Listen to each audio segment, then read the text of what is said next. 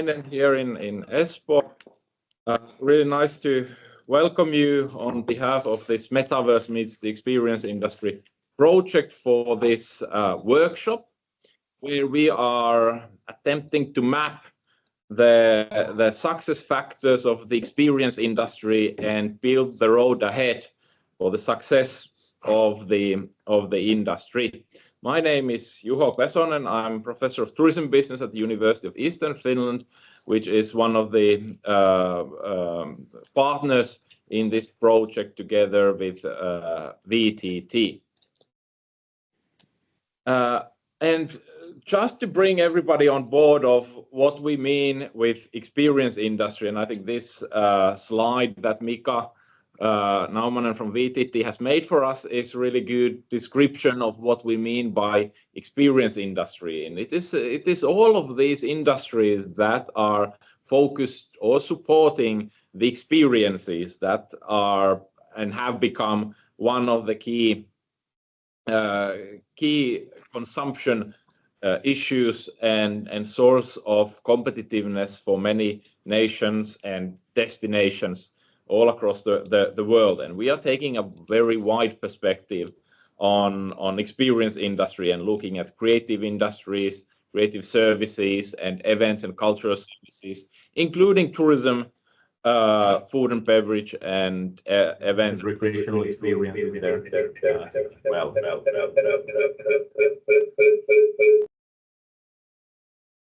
So we want you guys to have during this workshop as well this kind of like a cross-industry perspective that to how can Finnish industries, all of these different industries, help in creating these kind of experiences that customers both in Finland as well as abroad are interested in.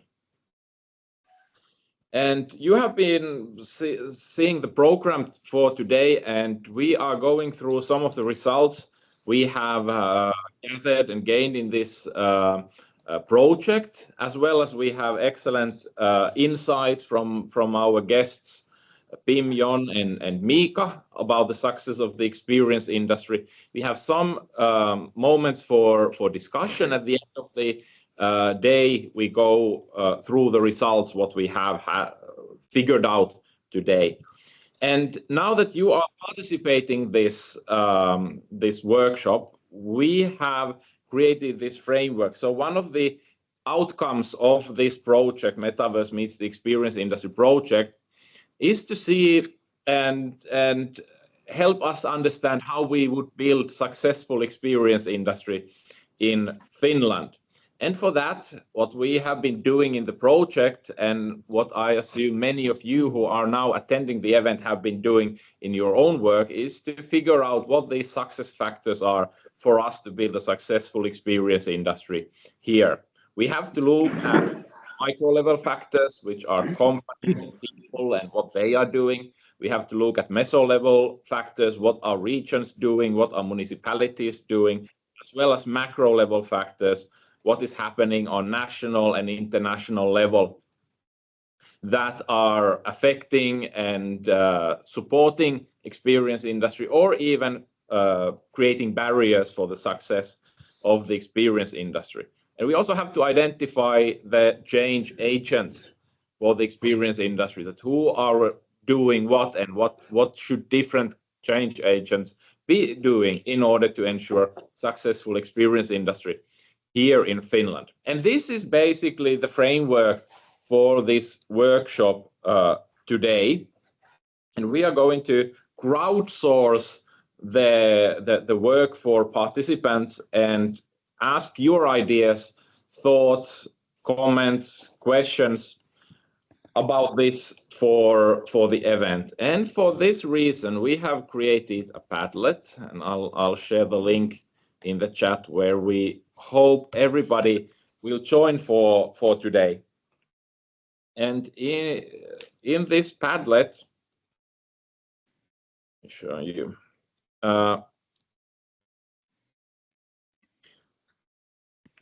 We are using this to collect your ideas and your questions and whatever is on your mind regarding the success of the experience industry, how you see as a participant, as a member of the experience industry in different levels. You might be an entrepreneur, you might be member of the educational institute, you might be member of municipality governance.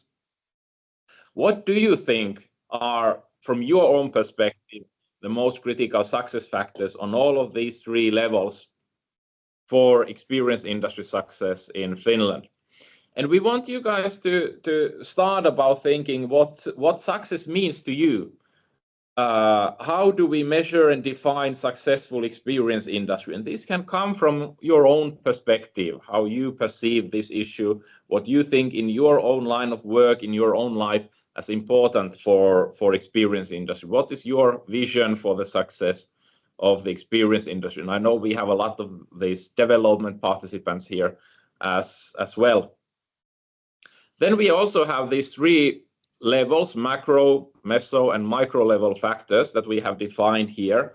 And you can add questions, comments, observations, whatever you want that would help us to build the roadmap for the experience industry. And this roadmap will be kind of like the final outcome of this project and will be shared widely with the project results. So this would be really important moment for us to build a roadmap that would work and guide the Finnish experience industry and policymakers and organizations on different levels forward.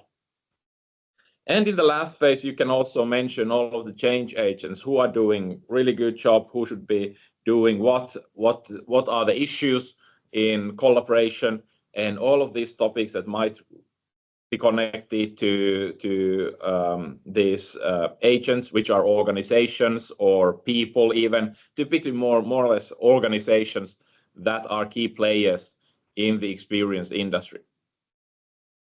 And the idea is that throughout this whole day, we would put down all our ideas here into this template, and you can do it anonymously, or you can also mention who is writing the name, and you can comment what others are saying.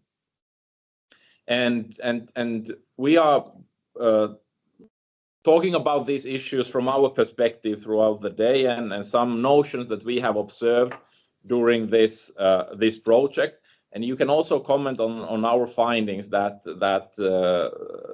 is important, and I think this is a really important observation, or you can even say that cannot be true, and it has to be rethought or revised or however you perceive. But this would be our platform for today, to collect all your ideas and thoughts that come from the presentations or based on what you currently have experienced and know about the experience industry. And we will go through first set of thought-provoking presentations here in the morning, and then we have about 10 minutes for discussion and questions. Then we have other perspectives and viewpoints and another discussion, and then we go through together what we have come up with today, and seeing all of the results and highlighting the important things, and discuss this content that we have here in the Padlet.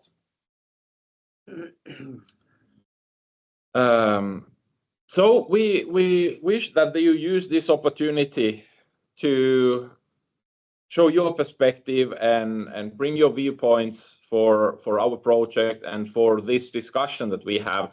Good amount of people here ready to discuss the future of the experience industry, and let's connect ideas here as we go forward today, and then finish the day with in-depth discussion about the topics raised in this Padlet. Any questions for today?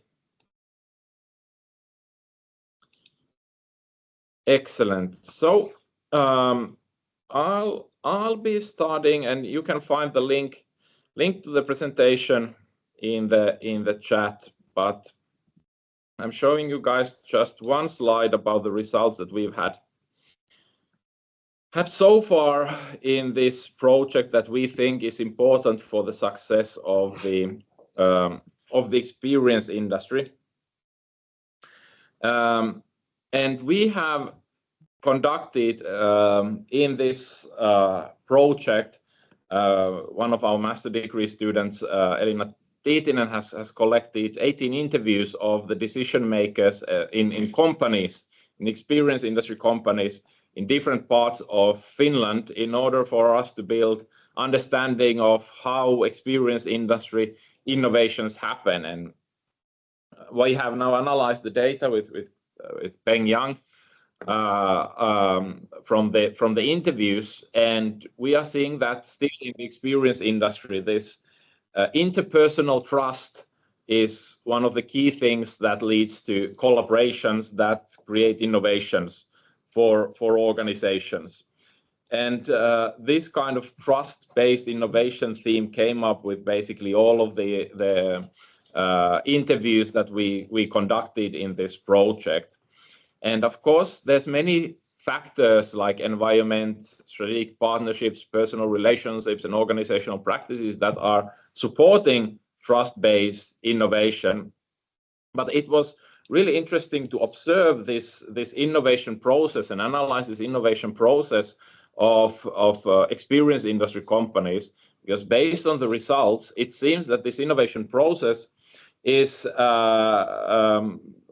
often happening, especially with smaller companies, by chance, that they are encountering a person who they get along with really well and then start working and collaborating with them, which leads then to different kind of market innovations or process innovations, new approaches for organizations. And we have been thinking in this way that maybe the innovation process for experience industry companies is a little bit different from the traditional innovation process of research and development and innovation, because the experience industry companies are typically small and don't have that much resources for innovation. So innovations happen more in a interpersonal way, in this connections with other organizations and especially with other people. So instead of being a formalized process, the experience industry innovation is happening more through personal connections, and thus supporting and enabling these personal connections to happen across industries, across regions, and across countries is quite important when we think of the innovativeness of the experience industry here in Finland. How do we create new products and services and processes for our organizations? And this is one of the key insights from our interviews with the managers and leaders of experience industry companies.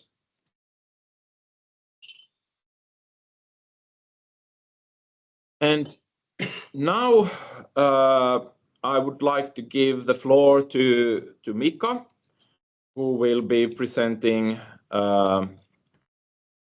results on event industry, right? Yes, thank you, Juho. Let me put this to the presentation mode so that you... Okay, can you see it now? Okay, so I will start from the micro level. First talking about individuals attending events and tourist destinations in Finland, and then at the end show a couple of slides how that might show up in high growth firms in experience industry. Namely, we were in a very happy position to get from Salmi platform individual event data for about 15,000 persons attending 100 events and tourist destinations. The data was anonymized, but still we have plenty of variables to figure out who spent how much money, where, and for what purpose. And that's what some highlights will show to you.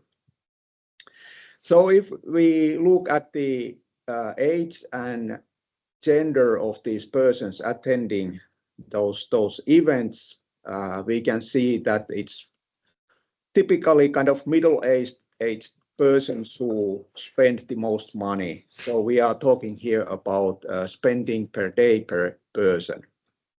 That's the total spending. For accommodation, the pattern is pretty similar, although underage, both girls and boys, they spend more on the accommodation, probably because their parents are paying the bill, whereas then when they are over 18, they probably pay the accommodation themselves, and then the average spending drops. Then when we move to other kind of spending categories, we can see kind of typical age-related patterns. It's middle-aged persons, both males and females, who spend the most money on restaurants and cafes. Elderly persons then, on the other hand, are the kind of highest spenders on shopping activities.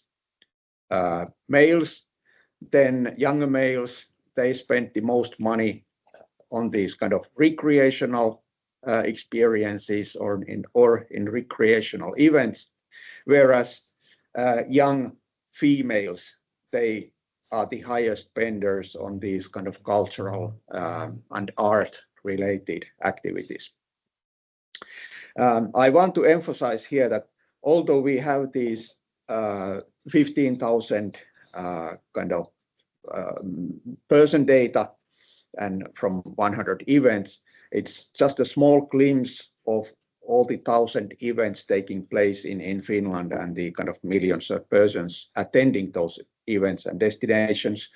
So for me, these are kind of potential hypotheses what the spending pattern could be. So we would appreciate very much if you could comment these on the Padlet and give your personal opinion whether you can agree with these findings or have an opposite or kind of comment on these. But this is how it shows to us. Then if we check the spending by event type, it's basically typically kind of entertainment related events where most of that money is spent. With regard to the spending on accommodation, there is kind of no difference. And then we can check that, move from these event types to the regions and check whether there are differences between regions, and indeed there are. And moreover, there is a clear distinction between Finnish persons attending the event or visiting the destination versus foreign individuals doing the same. Namely, when we talk about Lapland, it's those foreign persons who spend the most money both totally to all activities and also for accommodation. Whereas on all these other regions, it's the kind of Finnish persons, domestic persons who spend the most money for both totally as with regard to the accommodation in most cases. So in this regard, Lapland is very, very special. Then we can also check these other spending categories, whether there are any patterns. And indeed, one can say that the difference in total spending is partly due to the Finnish persons spending more money on restaurants and cafes on these other regions than in Lapland, where again the opposite is true. So the foreign nationalities are spending more money on restaurants and cafes on average per day per person in Lapland than Finnish persons. Other highlights with regard to the cultural activities, foreign persons in Lapland are on the category of their own. We don't know the name of the event or the reason why this is the case. We were kind of speculating on our researcher group that probably they might be attending Santa Park, or perhaps these husky safaris could be categorized under this kind of culture and art event, although they could be also recreational activities. It is not surprising that these foreign nationalities visiting Lapland also spend the most money on public transportation. Then with regard to the Finnish persons, it is Uusimaa and Varsinais-Suomi where then these kind of cultural and art-related activities pop out. So that was about the spending, and then we can go to the satisfaction. There is a matrix called Net Promoter Score that measures how satisfied the person was when visiting the event or place. So if a person gives a rating 9 from 9 to 10, he or she was very excited, so excited that he would kind of recommend this place or event to other persons. Then grade 7 and 8 would be that okay, it was a nice event, but probably he or she wouldn't be that active to recommend it to the others. And then less than that, they were kind of unhappy. So how do these different customer segments and were there any difference on the satisfaction? So this is the basic figure with regard to the gender and age. In general, we can see that female persons give on average better kind of rating than males do. Males are more critical, except underage males who seem to in general be the most happy persons attending those events. Then if we look out these kind of type of events and regions where those persons were, we can see that actually the Uusimaa and Pirkanmaa, which are kind of the bigger places here in southern Finland, people on average were less happy attending those regions, whereas Lapland, Kainuu, Varsinais-Suomi are doing much better in that regard. We will get back to the potential reasons on that. And then typically on these event types, it's those art and culture related events where people tend to be the most satisfied. But there are differences with regard to who gave these ratings. So let me get to that. So namely there is a difference between what type of event was placed where. So Uusimaa in general got the lowest ratings, but then on the other hand, persons attending art and culture related event on Uusimaa were on average the most satisfied ones. Whereas this kind of more general kind of recreational activities, there also Pirkanmaa got the lowest rating. So in general, we can say that typically this kind of recreational activities got the lowest ratings, and Pirkanmaa and Uusimaa had kind of many such kind of event types And also this kind of tourist destination, when there isn't specified the event type, whether it's a sport activity, a sport event, music event, etc., that on general got the lowest ratings. With regard to these recreational events, Varsinais-Suomi is doing pretty good job, so they stand out from Pirkanmaa and Uusimaa. And again, we were kind of speculating on our group that could be kind of cruise related events that can explain this high rating on recreational event. But as we don't know the exact events where these surveys took place, that is just speculation.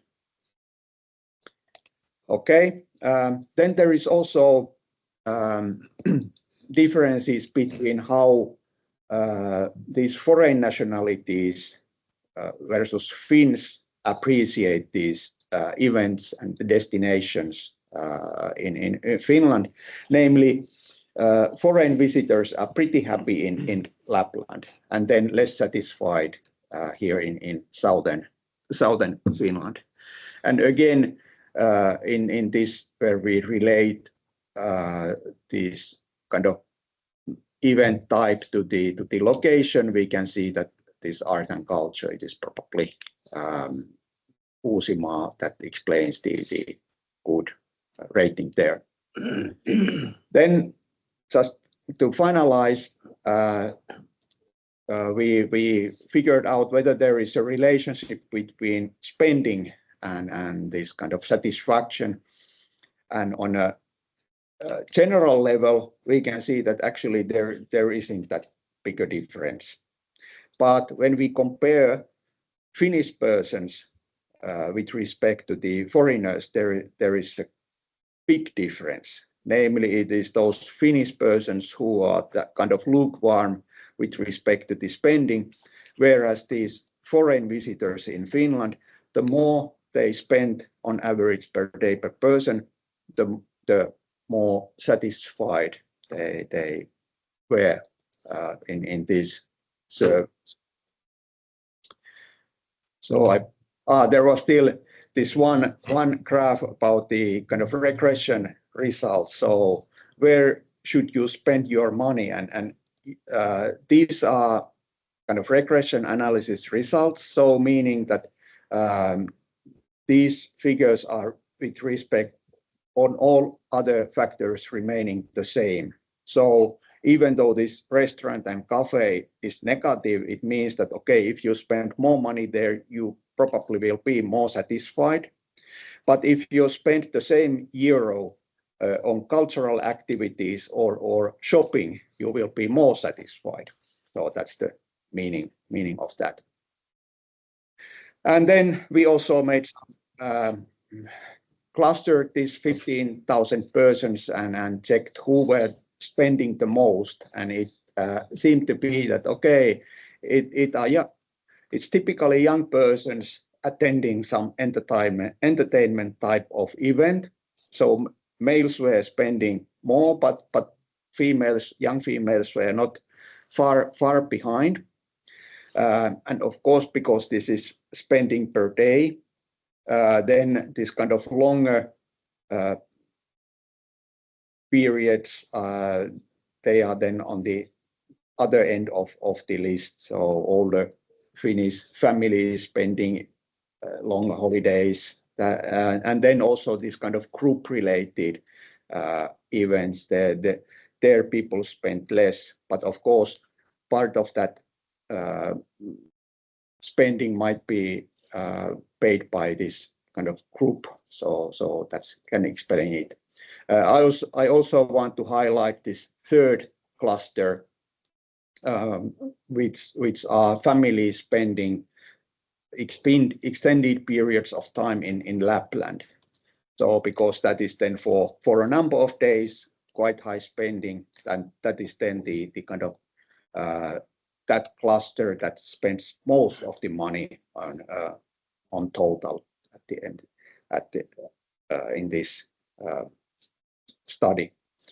So that was results from those individuals and their spending patterns, I still show pretty quickly 3 slides about how this might show up on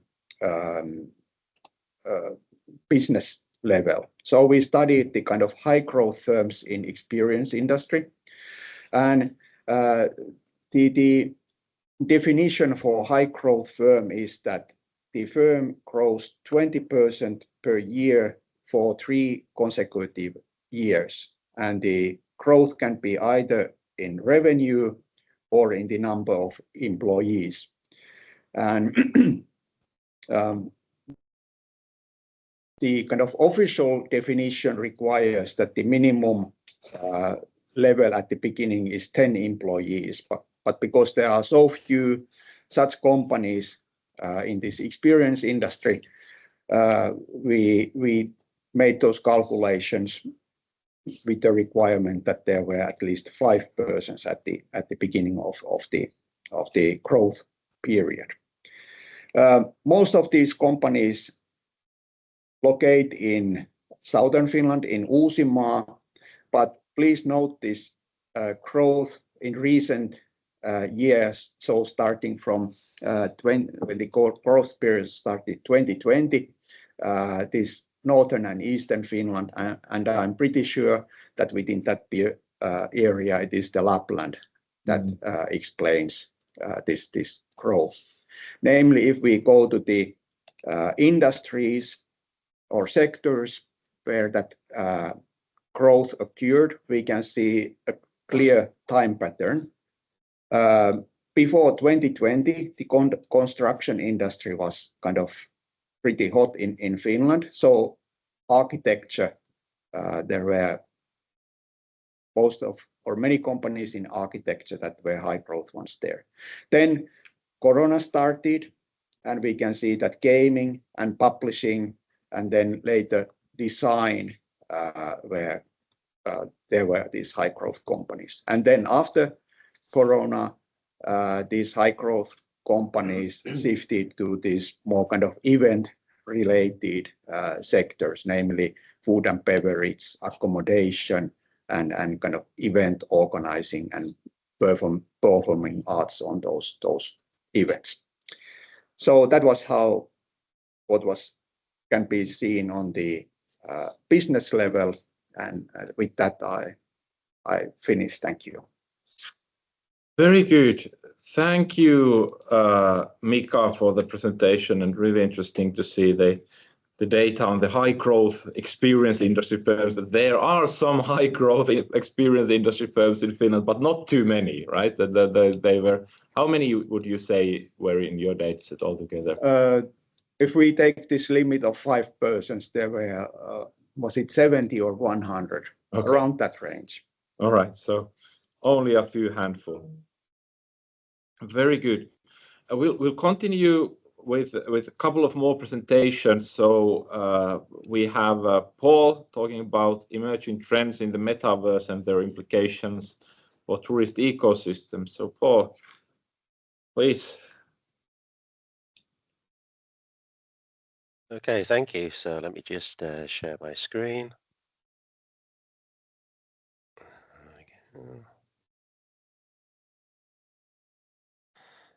So, yeah, so hello everyone, good morning. Nice and bright and early in the UK.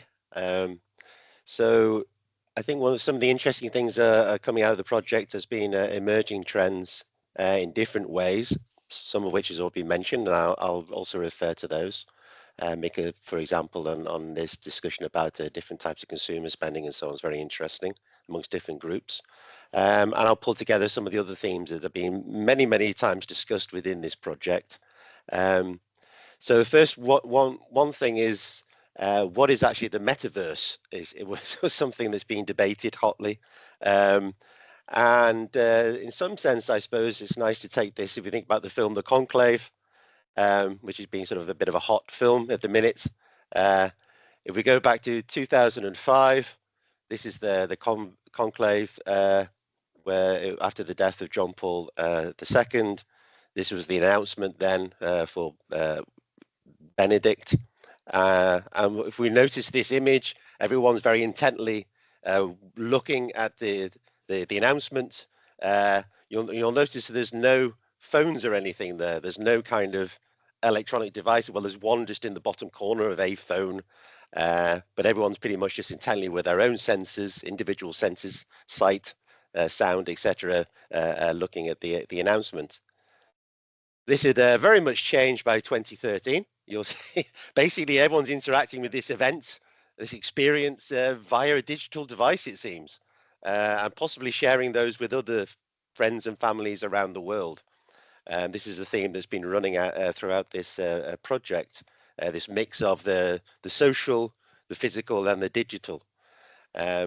And I suppose one notion of the metaverse when we started this project together was well, it'll probably be something, the next one, which may be soon, maybe not, the next conclave, we may have sort of virtual reality as part of this. So it may be something approximating this as a guess. And this was sort of expectation that's still around in some quarters. However, that's been questioned, I think. So this notion of what is the metaverse experience, the combination of VR plus Web3 that's coming along, and then some form of decentralized finance hasn't actually materialized. And there's been some interesting recent work, which is, for example, by Nir Kashetri, where he actually discusses that there's been actually a sort of a trend of investment that was in around sort of late 2010s by a number of big corporations, a number of different sectors, and they've actually sort of subsequently pulled out. Things have moved on, as it were, for example, to AI and away from VR. And maybe what we'll be seeing as the current trend seems to be a combination of Web 2 with some Web 3, but smartphones plus AI and plus social media. So these technology and platforms are very diverse. They're very diverse implications. So it isn't just sort of one technology that's driving it as simply as what maybe was expected even just a few years ago. So that's sort of technological trend that we seem to be going along. Then we have this nature of human experience, which I've just alluded to in the example of the conclave. So, for example, the work of Ruth Bolton has been very much about what's the interaction in these human experiences between physical space. So tourism obviously is a physical space if we think of a tourist destination. So our senses are basically evolved to be fine-tuned to our experiences in physical space, our sight, our senses.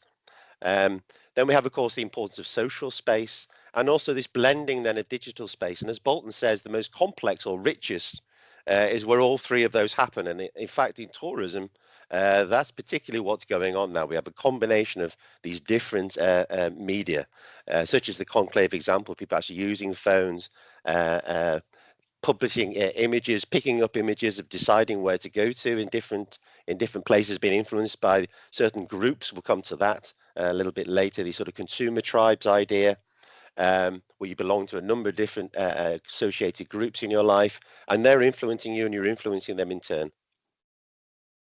So we have this nice diagram on Bolton. So we have these organizations and their capabilities that are co-producing these experiences, as Mick has talked about, these across these sectors. However, we've also got the importance of these consumer resources, which is becoming increasingly important with multiple social media platforms and influencers so far, and this will go even further, one suspects. So then we need to think about these services, such as tourism or tourist destination, as rather complex service product ecosystems in their own right. So they have multiple complementary services with these heterogeneous underlying technologies that I've just discussed. They're rich in these physical, social, and digital resources. And firms must have, as been already sort of been hinted at, what's coming out very strongly is the need for coordination, cooperation in some sense, to co-create these value propositions to users.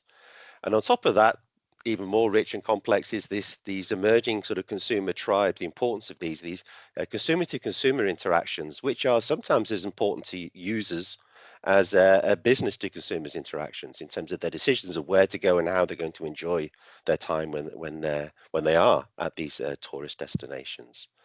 And so we take a simple example here of a music festival. there are many sort of different platforms, so to speak.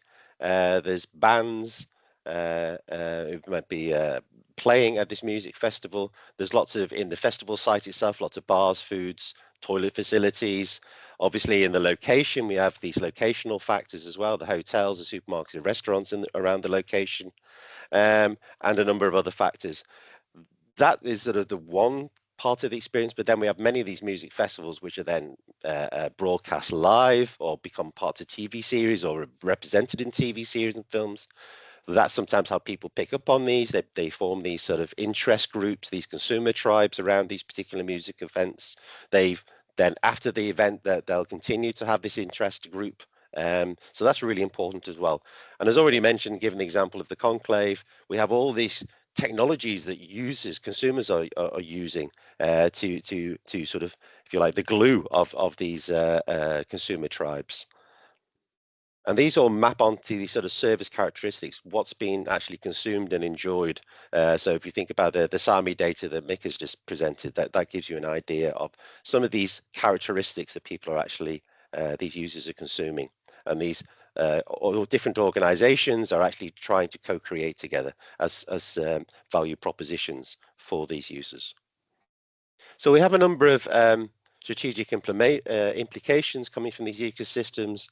So on the one hand this question is individual optimization necessary to co-create, or is it better to have diverse hybrid experiences? And we see different types of music, taking that as one example, music festivals that sometimes they're very, very specialized in one kind of domain. Others seem to be very, very hybrid. So we have these different value propositions being offered, but what's been limited is to what extent are actually users appreciating this. And of course there is, as Mika's already identified, there are these heterogeneous consumers. So there's quite a rich and complex pattern emerging here. And the other thing, of course, is coming out of this is to what extent are organizations or service providers trying to link their B2C offerings and link into the C2C communications. So these are questions that are addressed in a number of research papers coming out of the project. So one is, how does diversity in service offerings affect user value? Mika has spoken to that. And the other one, which is coming out as a research paper, is this navigating and surfing the Korean wave, which Sari will speak to later. So I'm just going to bring together a little bit of the themes to contextualize that. As Mika has already said, there is this Sami data set with around 14,000, once it's cleaned up, 14,000 individual respondents over 2 years. There are 99 events, and we have these different activities: sports, arts and culture, music, other recreation, and so on. And as Mika has said, there's these individual satisfaction scores on the one hand. There's also, on the other hand, these expenditures, which are important. So if one's estimating a model, one could either look at satisfaction scores, or one could then look at total expenditure. Mika has basically presented mostly about total expenditure. So if you're thinking of this music event example, then that would be total expenditure is a function of a number of expenditures at the music event itself, these intrinsic service characteristics. Then there are also these extrinsic locational characteristics, such as restaurants and accommodation. And then, of course, there is the important dimension of these consumer tribes, these social factors, friends and family as well. So if we look at Mika's presented part of this already, these consumer tribes and the cluster analysis on expenditure, as Mika showed before, there are these 10 groups or tribes, if you like, the families staying in Lapland for an extended period, including foreigners, which, as he said, was the largest expenditure. And then you have all these other different categories. And then Mika's presentation was based on taking this 9th cluster, this young Finnish women, as the base case for comparison. So compared to that base case, as Mika said, do we have these foreigners and other families staying in Lapland have, compared to that base case, much higher spending across the board, but particularly in cultural services, also in this public transport, as mentioned, and of course in accommodation and the recreational services being provided.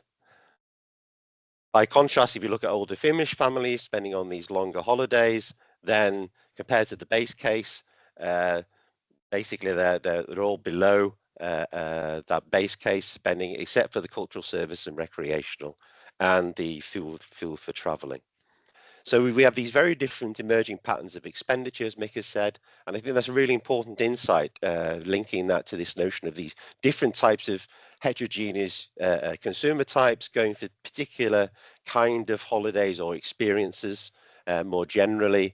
And so there is, of course, this interesting development of product diversification or service diversification with different users attaching themselves in a very sort of self-selective way, in fact. Okay.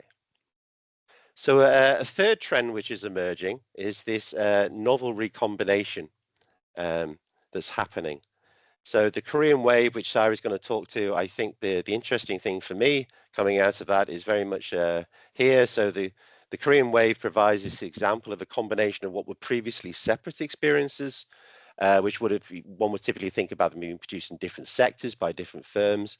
But we actually have this interesting links being made between these and the way in which they're being packaged and repackaged and then exported. And I think this is really important for the Finnish experience economy more generally.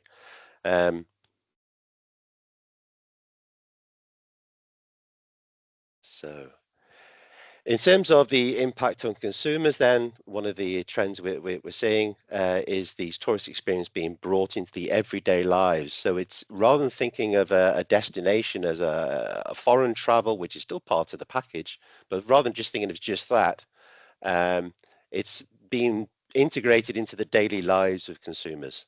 Okay, and I think that's one of the really interesting insights and trends that's emerging in this perspective. So consumer journeys are a kind of meta level exploration. They're joining together with other types of groups. They're blending these different physical, social, digital activities into these new experiences, which are within their everyday.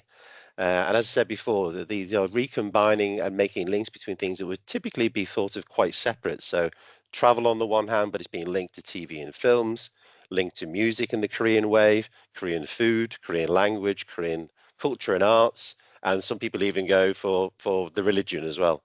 So these are things which have been recombined in within these tribes of different interests. The tribes, you can belong to multiple tribes and also influence other tribes in turn through your interests in these experiences. And so we get this notion of this wave, which is a phenomenon in and of itself. So I think that's another thing which Sari will be talking to in a moment. So this wave is not just a sort of combination of things, it is actually a phenomenon in and of itself. So in terms of strategy implications of these waves for organizations, for businesses, for tourist organizations as well, it's important to understand now that consumer journeys are an entity in themselves. They're an ongoing process, not a one-off transaction. These consumer network externalities are particularly important, we see, in this project. And finally, there's also this shift to trying to understand and link with this notion of these consumer tribes, these communities of consumers, to understand people's movements over time. So takeaways on the trends, there's a whole set of new opportunities, but also challenges for innovation within this field. I pick out three general ones here, just to finish off. Resources for co-creation. That's been particularly important in many other sectors, but particularly in this area. So firm resources that it controls directly are quite limited. There's a link to these many different technologies that other organizations are using and other consumers are using, both online and offline channels. So one of the big opportunities and challenges going forward will be how to link together these different resources for co-creation. The other thing from the service perspective is that many of the service innovations we've seen for the last 20, 30 years are basically, if you think about supermarkets, for example, or going to the airport, many of these service innovations are basically one way or another self-service, as in making the consumer do activities which previously the organization would do. But this really is quite a different challenge to that. So it's not about cutting costs, it's about really creating new kinds of quality service experiences. And so leveraging these consumer to consumer service experiences is going to be really important here. And last but not least, this takes us beyond individual influencers on social media. What's going to be required is the reintegration of consumer knowledge in new and novel ways, and to reward these consumer creators as well, to make them actually part of the ongoing process. So I'll leave it there. Thank you very much for your time. Thank you, Paul. And we have the final presentations from Sari and Bengt before we start the discussion about these issues that have just been presented. And please, you can also comment and ask questions in the chat, and we start going through them in after these presentations and the dashboard. So Sari, please. Okay, thanks. As Paul already mentioned, we have studied this Korean wave as a phenomenon, and it's the global phenomenon and really popularity of the Korean entertainment culture in wide way, and in many sectors: music, TV, dramas, films, food, beauty products, and many others. And it has been involved over the years, and it's supported from Korean government policies. It started late 19th, and the first wave was more concentrating on TV programs, and the second wave for K-pop, and those were first targeted for Asian markets, but now it's the global phenomenon and include all these all cultural aspects. So we have studied these Korean wave policies, what has led to this, what has supported this development, and then I shortly discuss about this.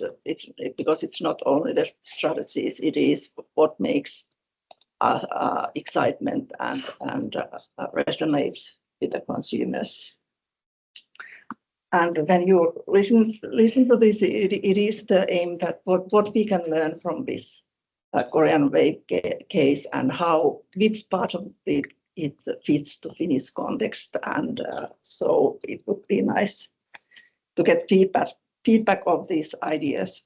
And we in Finland also have made a lot of things, but if there's still what we should focus on.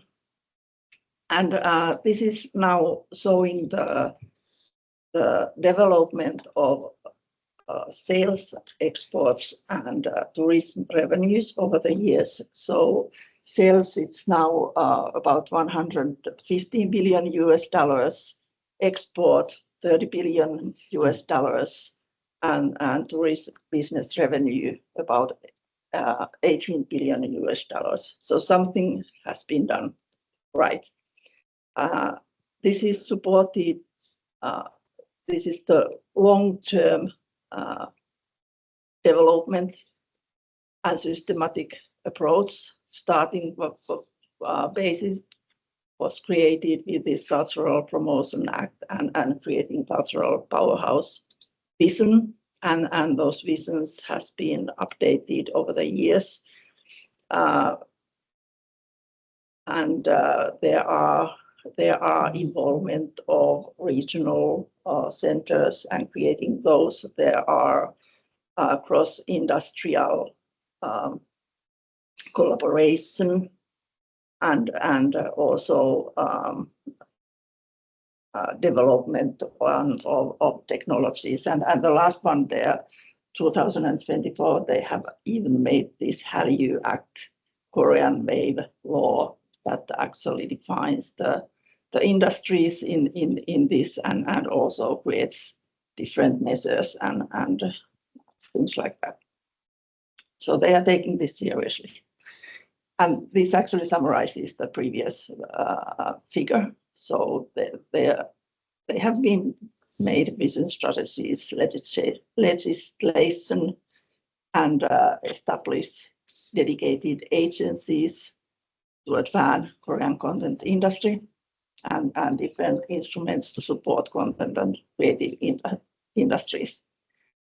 And also to include digital innovations and technological integration and global cultural promotion. Yeah, so it is this convergence of culture and technology, but also there's initiatives for copyright protections and funding and training cultural producers, etc. This is just an example. I'm not going to go through these, but about the international cultural promotion actions in 2024. So they are establishing a comprehensive promotion system that integrates all fields of K-culture, and they have these different international exchange programs and overseas dissemination activities in many different countries, for example, and also support these and also that they try to facilitate this linkage between K-wave content and related consumer goods.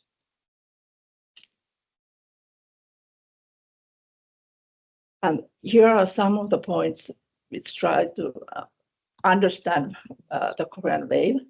And soft power is something that it has been discussed quite a lot. And they systematically use it to increase the geopolitical influence and tourist appeal. And then there are these two concepts, transnational proximity and cultural distance. It is that global audience connects with Korean cultures. It's not because of the same cultural backgrounds, but sharing the same interests and common lifestyles and values that resonate across the borders. And about the cultural distance, it's not, although there are language and culture differences that could be barriers, but they can also create a appeal, something that is different for what I'm used to.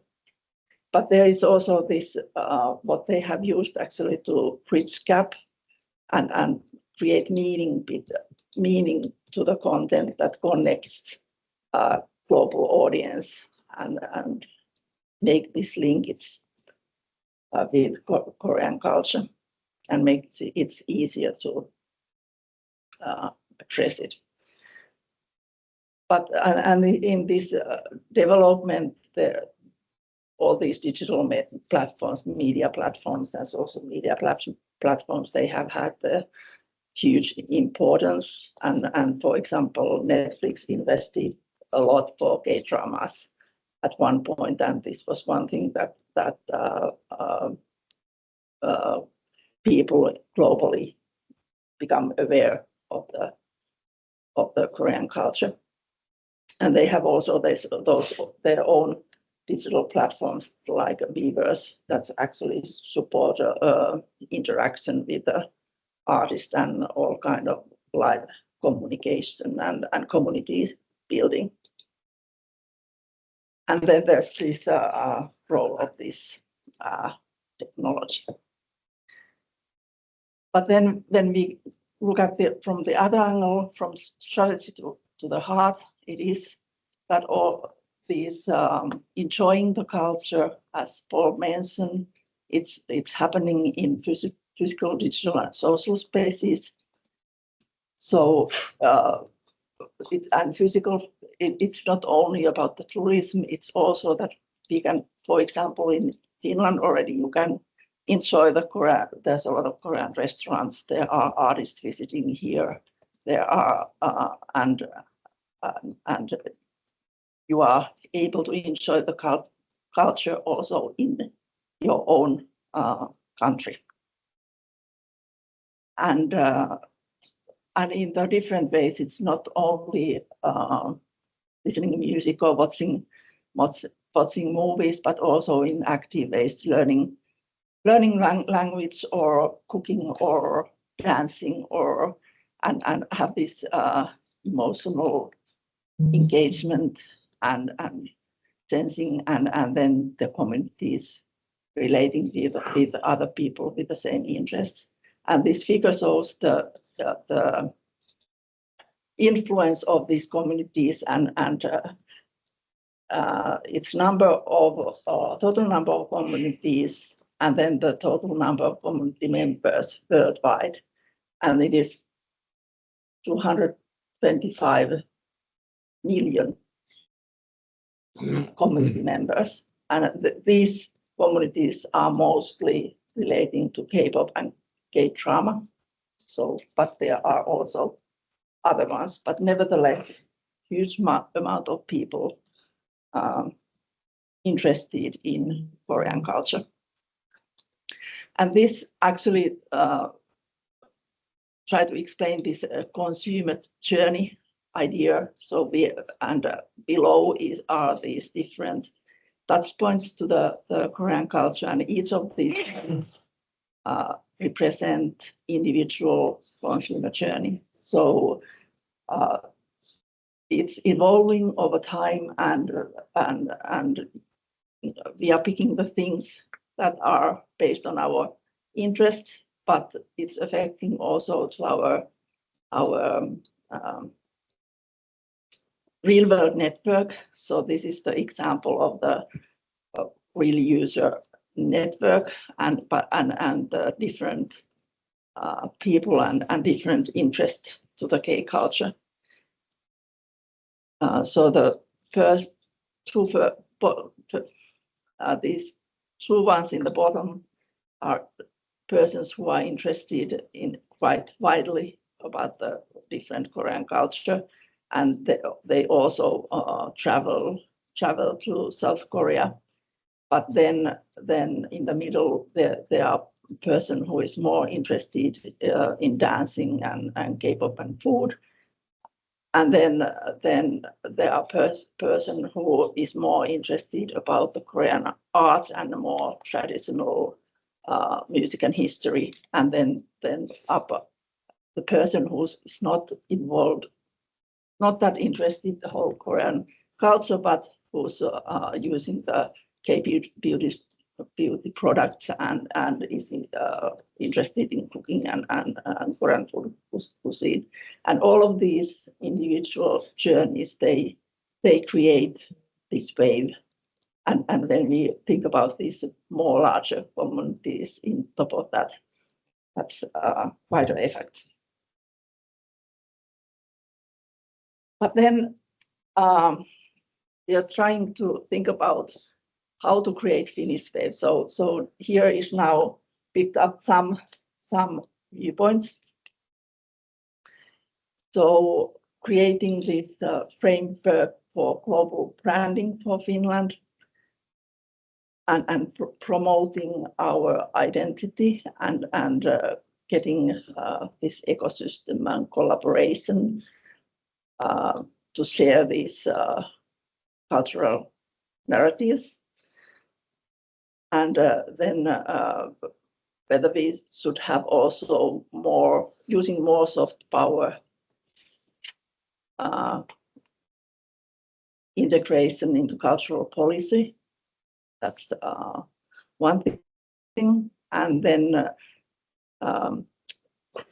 this embracing transnational proximity and cultural identity and support creation that leverage the Finland's unique identity and to share global lifestyles and using cultural entrepreneurs as bridges to create stories and contact kind of explaining Finnish unique features so that it's also appealing globally. And then the importance of these digital infrastructures, but in the way that it's fair also the local players. And then some additional points about this blending of physical and virtual, more innovative and immersive way. And then utilizing and developing these regional strengths in experience industry and increase collaboration and ecosystems. And then what we could do to support this community creation. Is it that in engaging more global and local communities, including international students and visitors and residents as cultural ambassadors, and how to involve artists in actively promoting content and engage with audience. This is actually very important part in Korean fandom success. And then these should we have more exchange programs into ways expertise coming to Finland and other way of collaboration that the Finnish people go to abroad. So here I know that a lot of has been done already, but maybe there's something that would be very nice to hear your comments and add your points to our roadmap. Very good. Thank you, Sari, for presenting this idea of the Finnish wave and the research on Korean wave and how it came to be. And I think this is a really good time for discussion. So we can move the dashboard at the end and have the discussions now and questions and comments from the audience. It's okay? Yeah. Discuss them now. Yeah. Because there's some questions here in for example, Casey, Paul is still online. That I'm wondering about the impact of complex service product at different stages of the experience. How much of the complex service products do consumers want to share publicly or privately within their personal community? How would you, Paul, approach these topics in the complex service product development? Sorry, what was the comment again?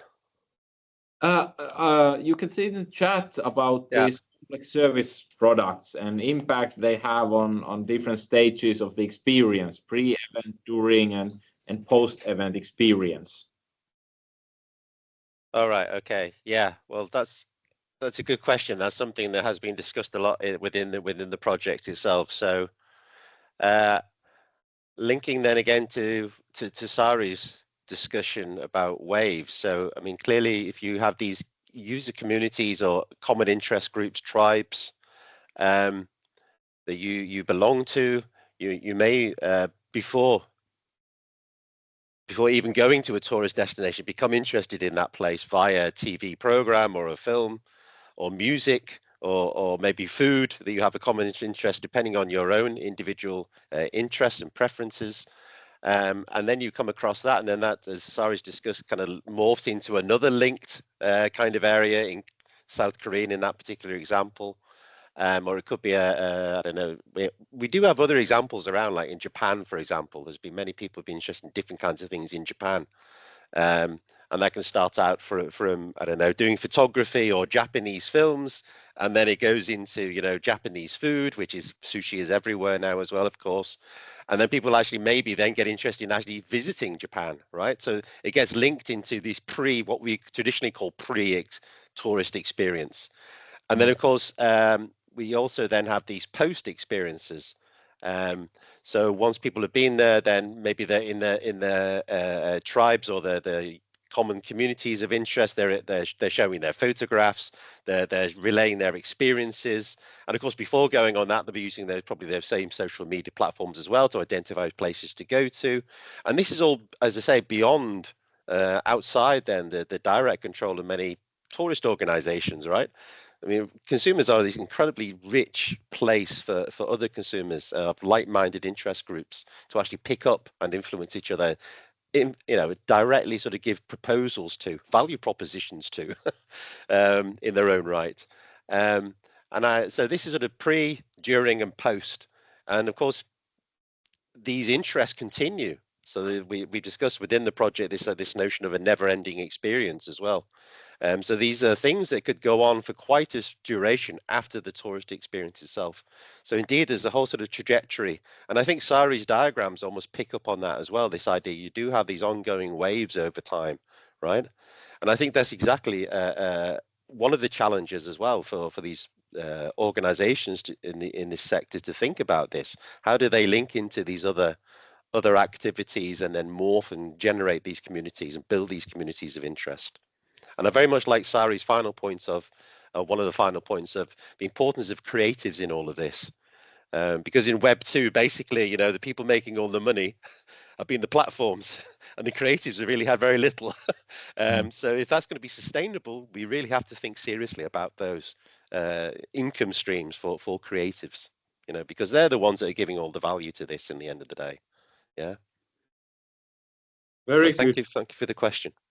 Thank you, Paul. This is Casey seems to be very satisfied, very satisfied with the answer in the chat. Good, thanks.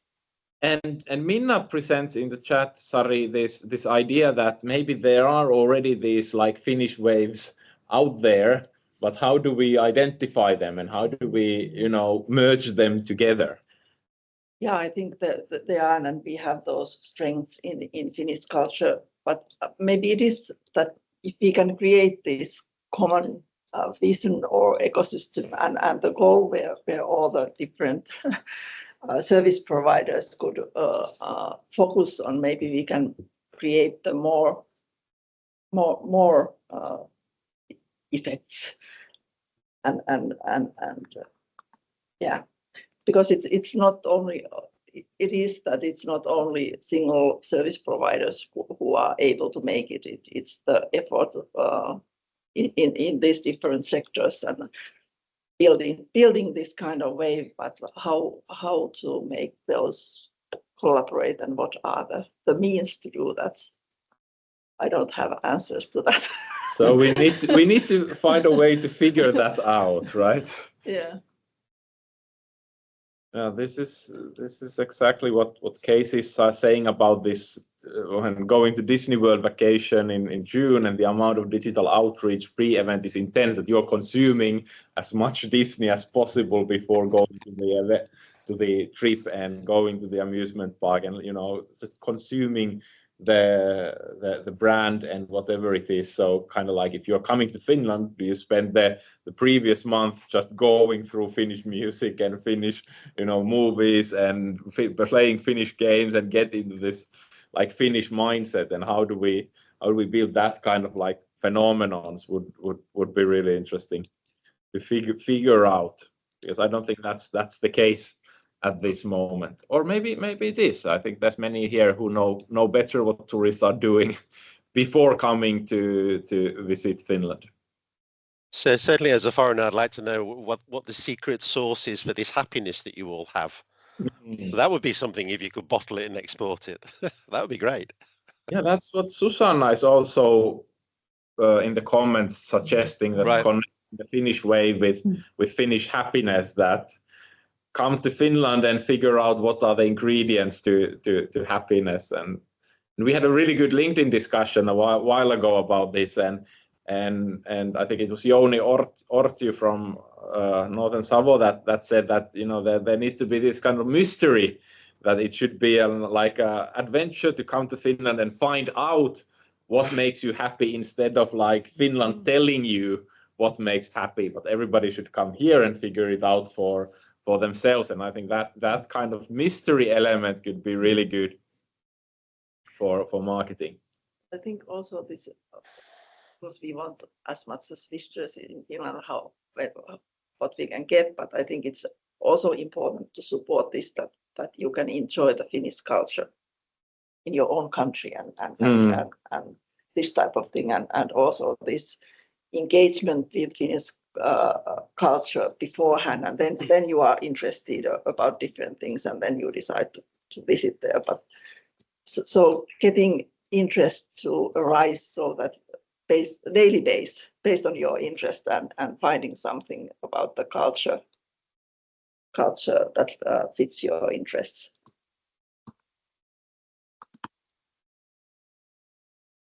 I'm also making some notes for the Padlet about this, and I think that the discussion you have is very good. But we can move on with the program and continue the discussion after the next three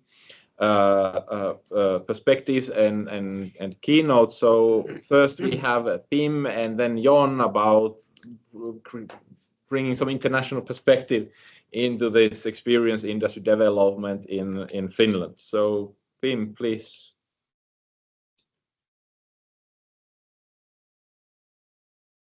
Yes.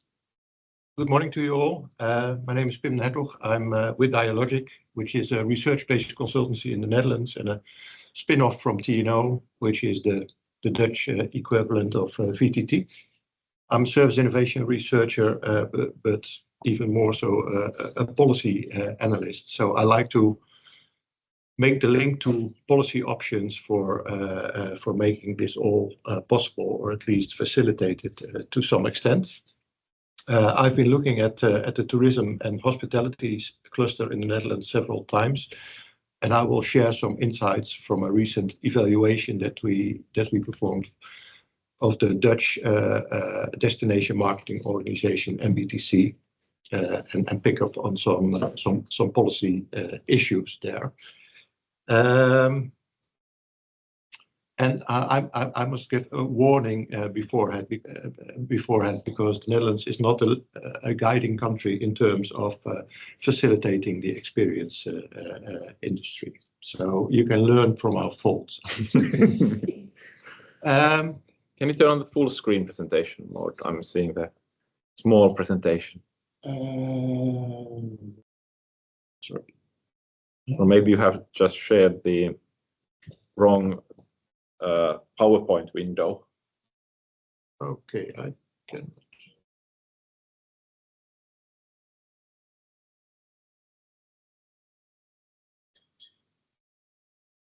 It's animates at the top. Sorry.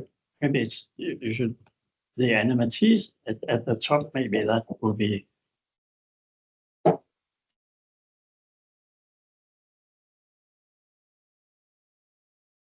I cannot find the.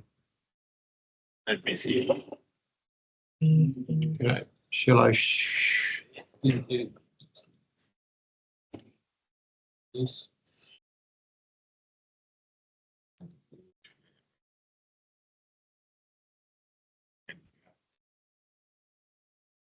This one. Now it's great. Okay. Yes, but I have my remarks. Yes. Sorry about this. Just some introductory remarks. I think it's very much needed to discuss the animal that we are discussing. Of course, we are discussing today the experience industry, but if you look at, for instance, our Ministry of Economic Affairs, they're mostly busy with the tourism and recreation industries, where there is a different stream of policies focusing more on the experience industries. So these are two parallel trajectories in a way. A second element is that, of course, we are discussing tourism, hospitality, experience industry related to economic growth. But I think what's needed is also to see it from a perspective of societal well-being. Because we all need experiences, not only the tourists, but also the inhabitants of the Netherlands. So there is a discussion going on, should we have tourism and hospitality policies for attracting foreign visitors, or making sure that our own inhabitants can experience decent experiences as well. So that's another element that I would like to raise.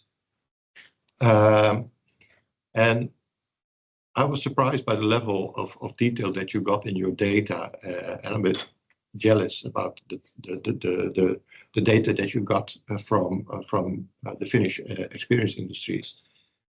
What I see in the Netherlands is that we still try to attack this this cluster of activities using largely standardized sets of indicators and statistics. Further, maybe two last introductory remarks is that we are discussing an SME-dominated industry. So a lot of the policies that are developed at least at the central government level are not very fit to be applied to these type of industries, because there are a lot of micro firms involved, and it seems to be the case in the Finnish case as well. And further, as we are experiencing over-tourism in the Netherlands, we should also think about how to get a more sustainable sector, because I think a lot of these experiences create also a lot of traveling, and they can be very detrimental sustainably wise. So actually, we evaluated this Dutch destination marketing organization twice.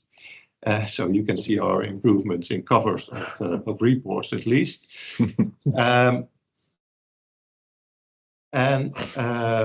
Just a small explanation. Our Ministry of Economic Affairs is responsible for tourism policy, or more widely hospitality industry, at the national level.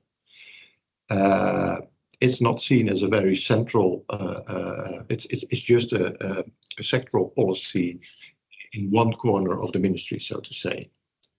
And one of their main instruments is the subsidy for the national DMO that they provide, on which they decide every 4 years.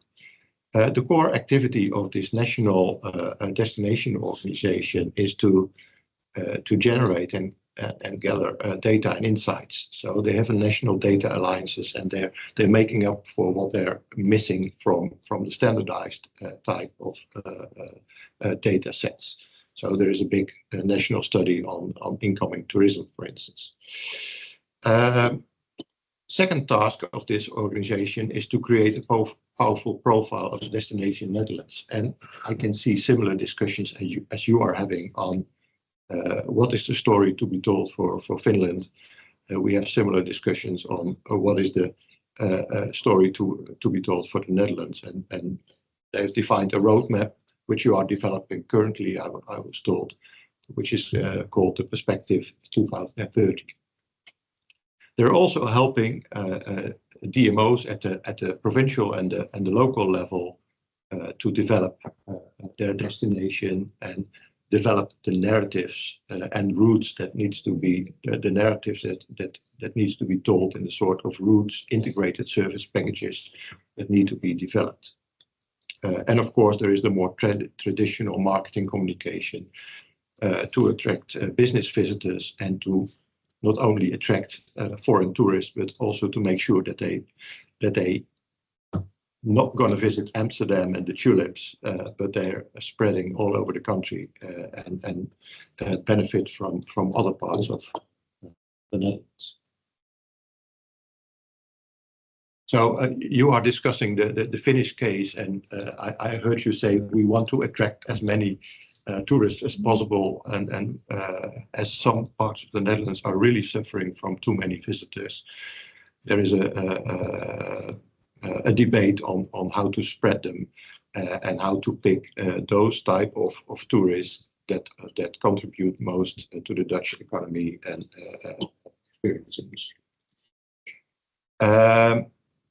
I cannot share all the details of I can share it, but I won't have the time for it today. But just a few elements of the two critical evaluations that we did, and we said, okay, you're having a sectoral policy on tourism and hospitality. Well, you should focus more on the experience economy more widely. So we have a top sector, it's called creative top sector, which is standardized innovation industrial policy, which is not included when we discuss policies for tourism and hospitality, which is a shame in a way. Another element is that we are the Ministry of Economic Affairs is running the show, but at the same time, tourism is also used for other purposes. And one of the big discussions, we do have remote areas, and tourism is a way of making these regions viable. So that means that it's not only a matter of economic or innovation policy, it's also a matter of your public transport, about your sustainability. So that means that our Ministry of Economic Affairs should include also these other departments that are responsible for these topics. There's an ongoing discussion on what narratives to tell about the Netherlands. We are missing this overarching story like you in Finland. So some say it will be Dutch painting from the 17th century. Others say it's Dutch design. And most likely it will be a combination of both. But just to give a small example, there is a Van Gogh route outside Amsterdam where we try to attract people to the northern part and to the southern part of the Netherlands where Van Gogh lived and painted his paintings. All to tell a different story about Van Gogh, and we have something like 20 narratives on individual topics, which has been developed the past decade, I would say. Some of the things I mentioned. We also have a lively discussions, and sometimes there's even small fights between the central, the provincial and the regional level. So we have a subsidy for the national DMO and the provinces and the big cities subsidize their own DMOs. And of course they should cooperate, but they don't manage every time to cooperate in a good fashion. So maybe this is happening in Finland as well. Maybe you get along much better. But there is a fight on what should this central facility do to help the regional and national DMOs. What doesn't help is that the principal, which is the Ministry of Economic Affairs, and the agents, the MBTC, the Central Destination Marketing Organization, it's sometimes hard to tell who's the principal and who's the agent.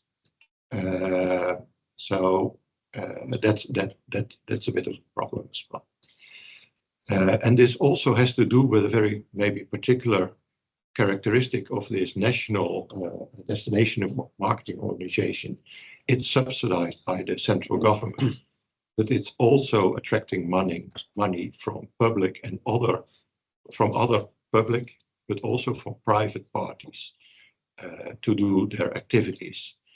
So that makes it into a very difficult organizations, but on the one hand, they want to serve the public goals, spreading the tourists, and at the same time, sometimes very big companies are paying for campaigns, attracting visitors to come to Amsterdam, to go to the Wooden Shoe Museum, and to visit the tulip fields. So it's quite a fight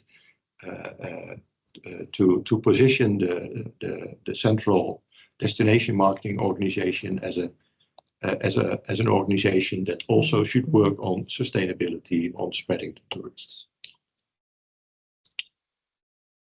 So we made some suggestion, which is on the financing model of MBTC to decrease the dependence on the private contributions, because otherwise you cannot steer really to task MBTC also with the more transformational projects. So you want it to be a think tank to help discuss how tourism can also help sustain some areas who it can become a more sustainable industry.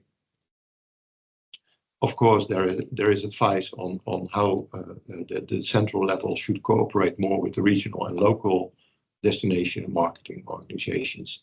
And there has been a wide discussion whether that we need in the Netherlands an independent director or a regisseur, so to say, in the hospitality and the tourism industry. And there is a former minister that is very pushing, and he succeeded in creating a national council for recreation and tourism,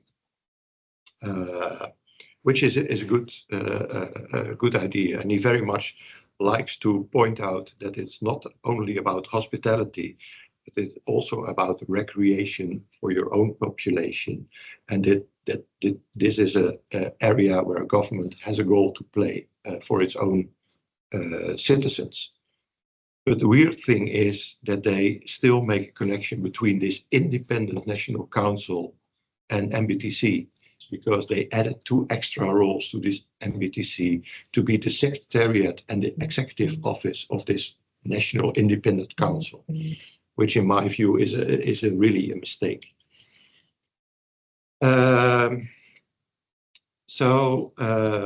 I think, and these are my last remarks, I think there is an overall trend in innovation and in industrial policy making for sectoral customized policy packages. So just recently we had sort of bespoke packages for the maritime industries, for space industry, for semicon and lithography, so the ASML cluster, so to say. Maybe it's time to have a sort of customized policy package for the experience industries as well. And further, I think I'll leave it at that. I made the remarks on the last 2 trend issues. I hope I was in time. Yes, that's very, very good. Thank you, Pim. Really interesting to see what's going on in the Netherlands, and especially this discussion about Minister of Tourism. We have the same discussion, or have had the same discussion for as long as I can remember, that should we have somebody in Finland to represent the tourism industry, but maybe it could be something larger like the experience industry minister instead, because then, you know, not all of the industries can have their own minister in a way, otherwise the government becomes too big. But would be interesting to hear what others think about this issue as well, and there's good discussions in the chat. But let's continue with Jon's and Mika's perspective, and then have more time for discussions. Yes.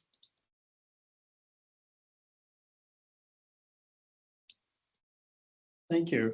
Can you see? Yeah, you can just turn on the full screen presentation mode. Excellent. Okay. Yes, I'm Jon Sundbo, professor at Roskilde University in Denmark.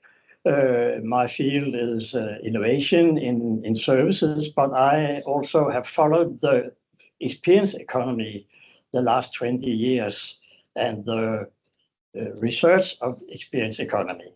And what I will say here is something about the development of the experience economy internationally, generally. It will be more the long-term trends here. Oh, how it disappeared? No, it disappeared. Yeah, and I will say something about the Danish policy as well. Maybe I could delete this. Yeah, it's showing fine. Okay, yeah. So first, something about the long-term trends in the experience economy, as we know it from research. From about 2000, we could say that there's been an increased emphasis on the experience economy. It has grown if you measure it, but I would argue that maybe it's not so much that we as individuals experience more than we have done, but there has been an increased industrialization of the experience economy. that means that they have been more digital. Everything you can experience on the screen. It has been more standardized and mass-produced. Big companies, international companies, Netflix, Disney, and so forth. And concerning the organization also of innovation activities, experience companies have been more strategic, more managed, less local entrepreneurship or artistic creativity. So it has become more manufacturing-like, you could say. Of course, not all firms or institutions, but as a general trend, I would argue that that is the most characteristic development in this century of the experience economy.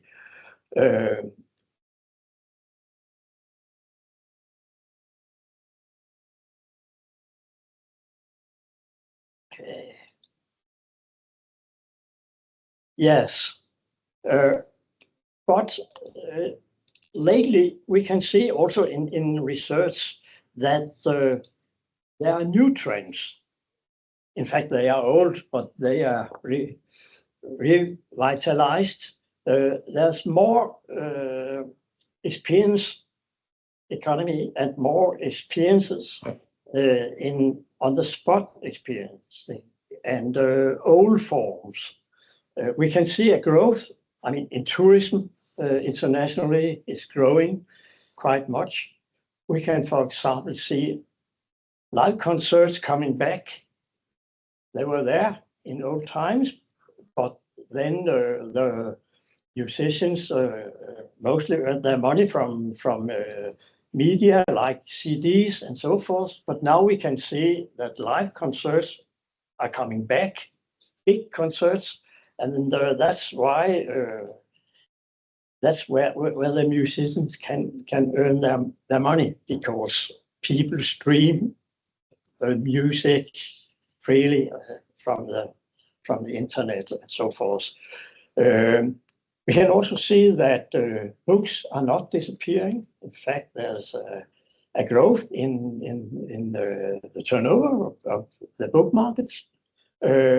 Nature and activities are coming back for people, and the social community is important for people when they experience or are tourists, like we have heard.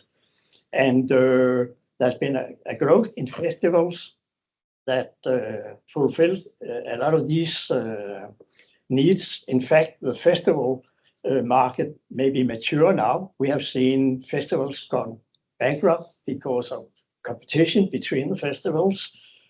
So you could say now we have a situation where we have both Metaverse with digital experiences and on-the-spot experiences where people go there and meet other people.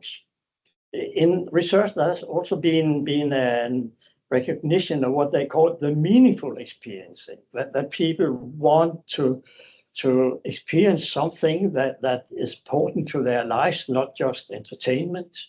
And that's a trend as well. And we can see that tourism is really a hot issue within the experience economy and the research of experience economy.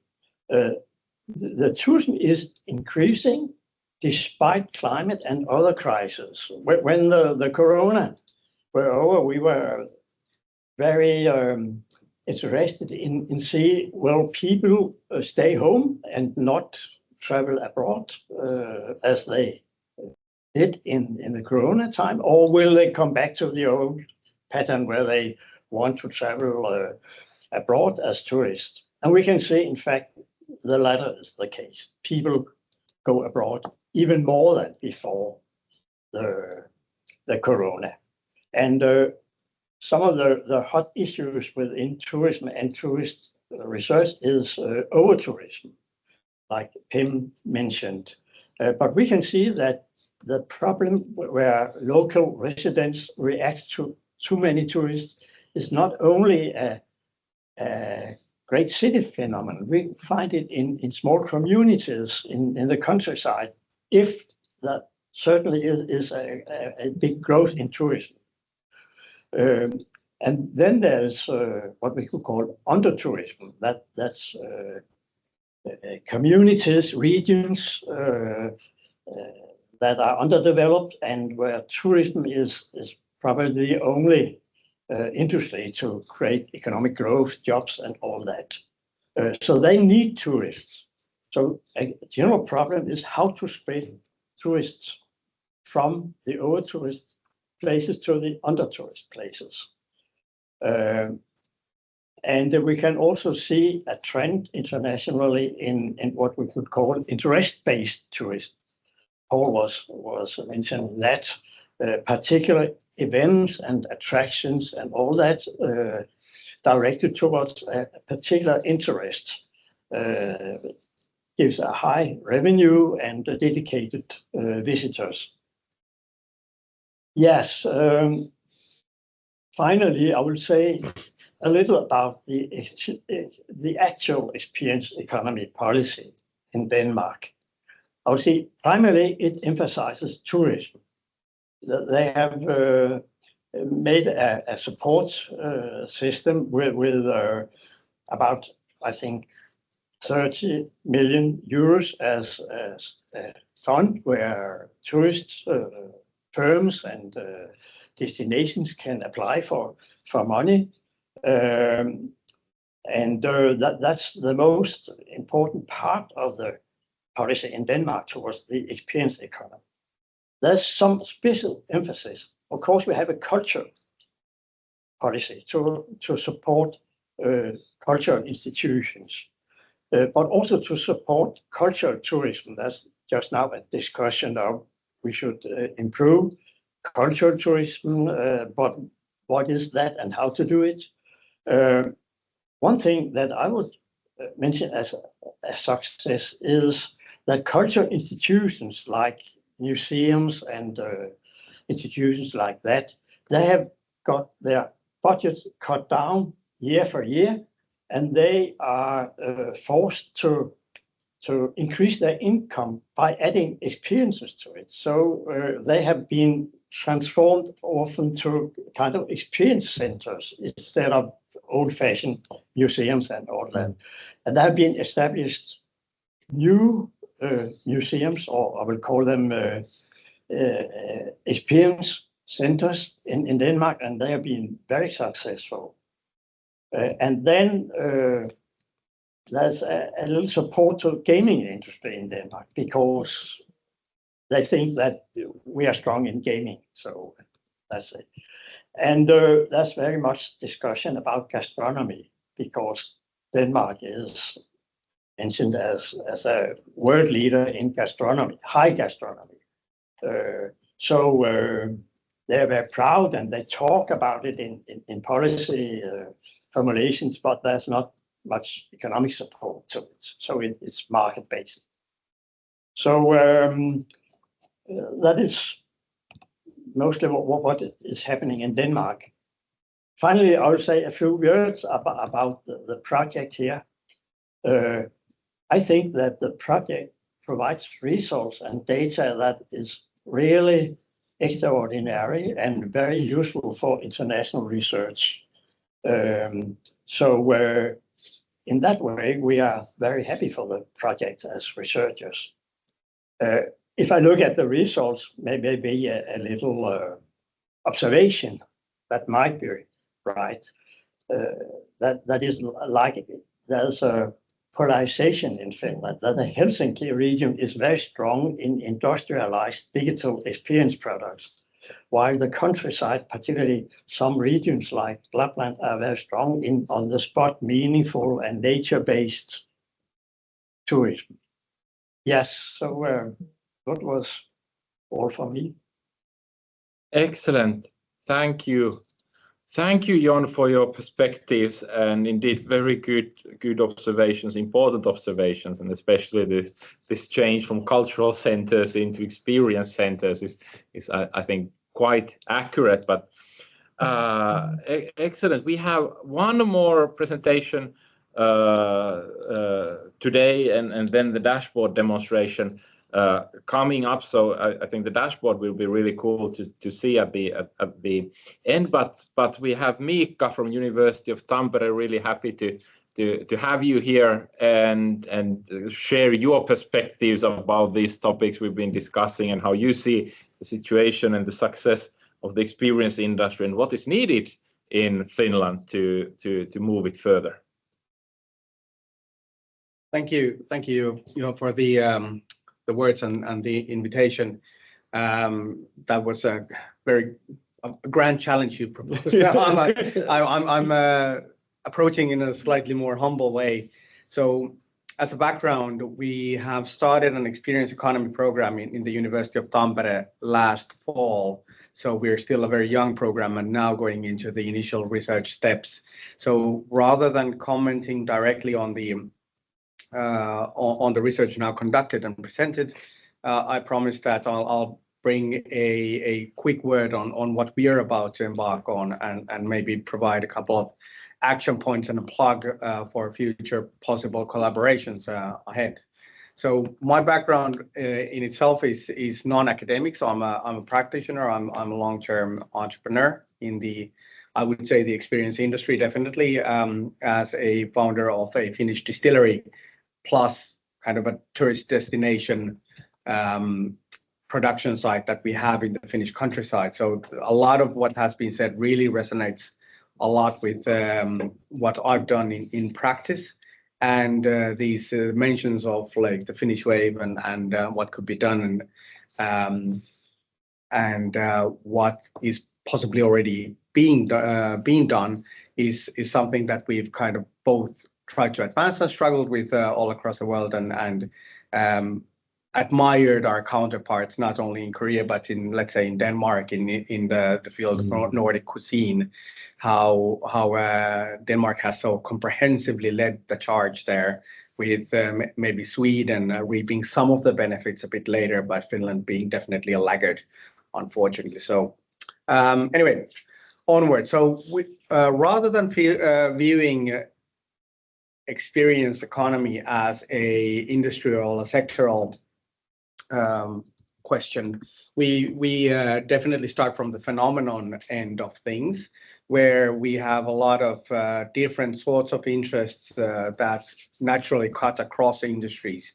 And while the more traditional and even the, let's say, the extended version or extended view of experiential industries that was included in this VTT and UAF project, we have recognized that there's a massive problem when trying to look at field level and organization, and especially demand side things in the vis-a-vis experiences, and trying to combine that with the sectoral view. So we've not discarded it, but it's not our starting point, and it'll be interesting in the future to see how we can work together to combine what we learn and what we research into this narrative and discussion of how to then form possible like government level or industry level policy action.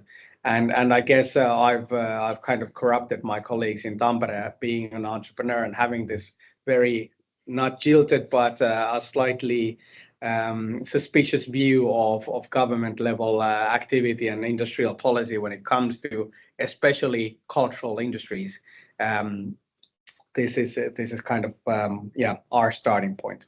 So some topics here on the screen that we're interested in, and there's some collaborations already ongoing on a smaller scale. But now we've got the first program really starting, and the topic of or the headline of my comment here, which was against the commodification of experience, really. Now, please don't judge me too harshly. This is not ready for publication in a major journal. This is us sort of jotting down our initial ideas of what is the issue that we're looking into. So we're looking into this bifurcation of the experience industry that comes across whenever we talk to companies, whether they're in the classic experiential industries or whether they are companies that utilize somehow experiences in the makeup or the delivery of their products and services.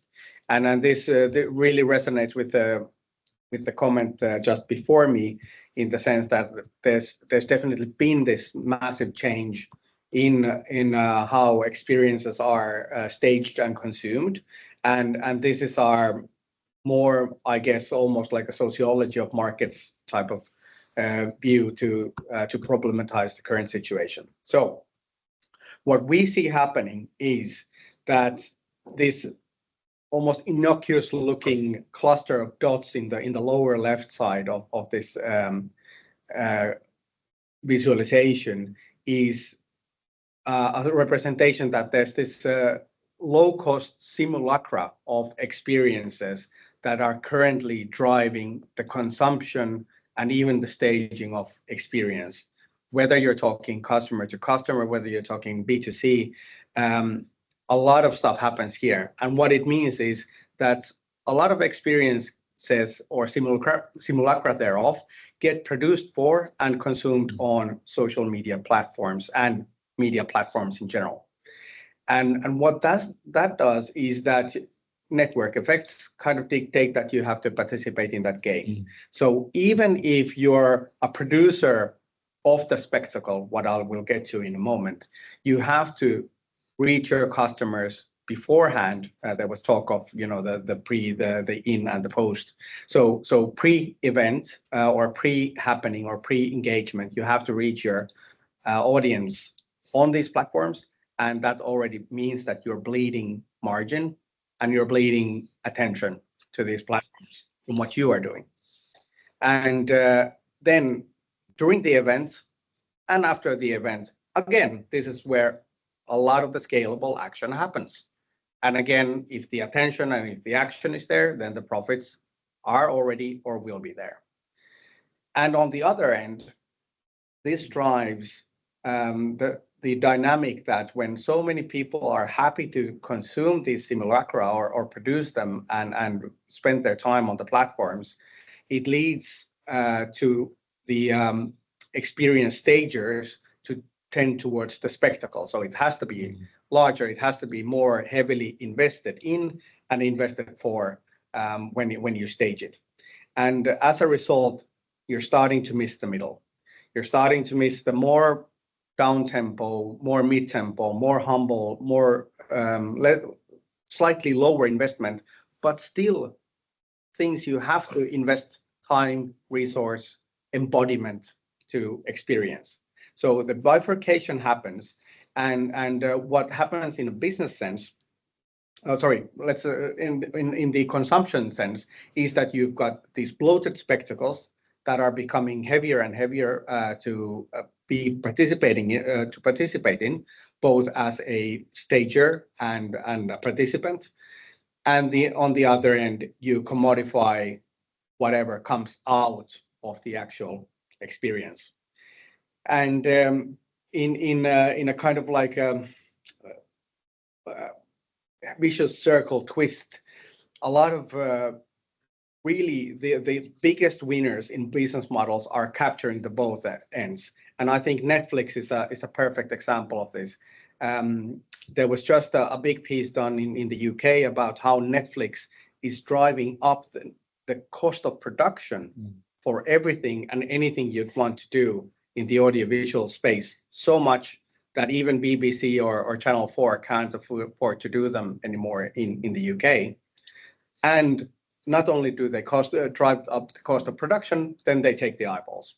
And if you're not a Netflix native, you have to at least distribute with them or with somebody like them. So they kind of capture the both ends, and they handle the bloat, and they handle the commodity, and there's very little left for anybody else. And this is again, you know, while I said we have a very wide phenomenon view on experiences, this is very much a consumer experiences kind of view, and doesn't really comment that much on workplace experience and so forth.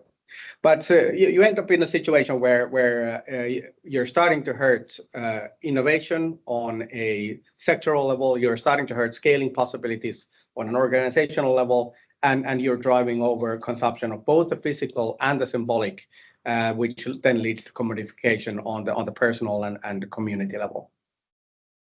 So we're now starting a program to find out what could be in that middle. So what can we do, and how can we organize and generate business models that don't require the huge network effects that would allow us to compete in the more commodified end, and don't require us to sort of suck up the air from the market and be the live nation in your own industry, to be able to organize a spectacle and actually still make money off of it. So the middle is going to be interesting. So what are the more slower, more holistic, more long-termist and long-term value delivering innovations in business models, services and products that could exist in the middle without the necessity of going into one of these ends?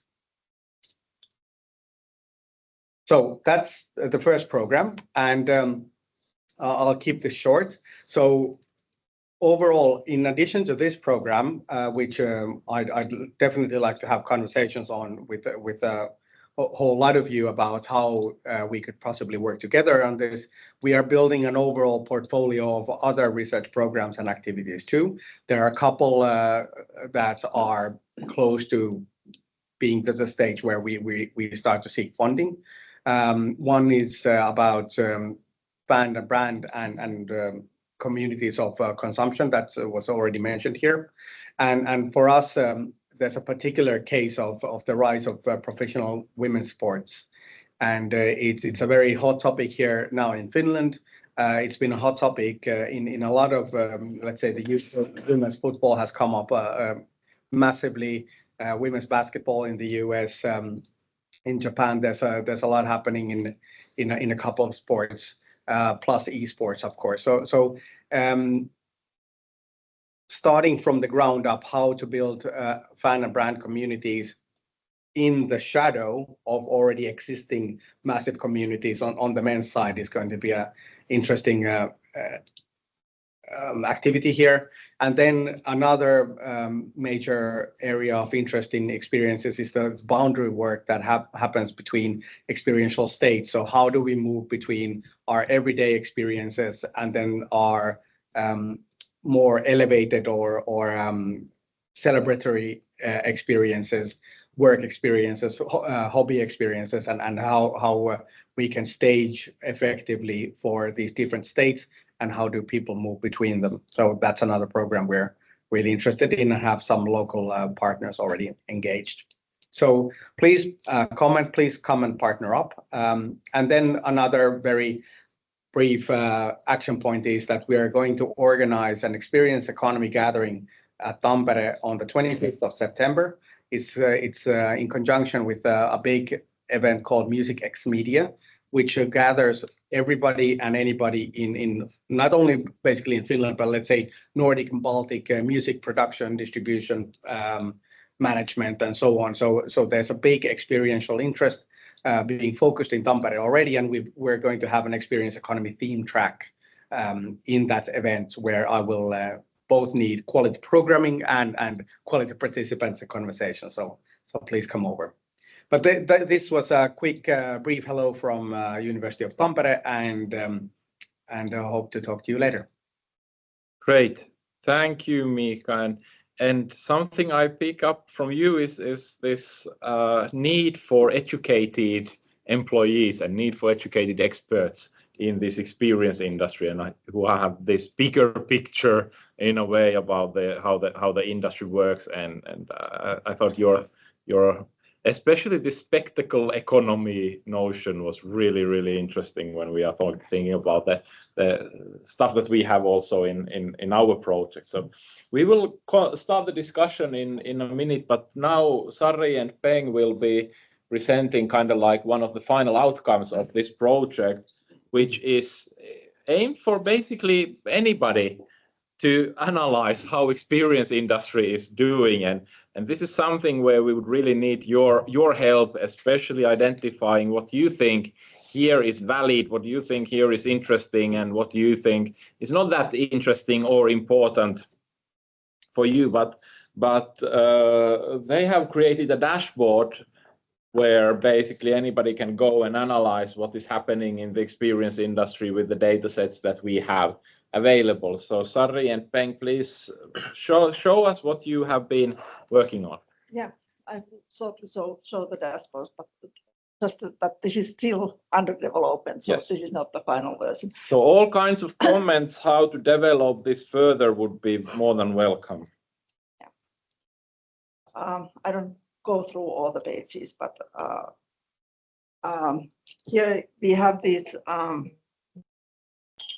experience industry as numbers as total, and then you can view it also by regions and sectors. And here, unfortunately, I have this bug that now the colors are mixed up. So, but don't mind about that.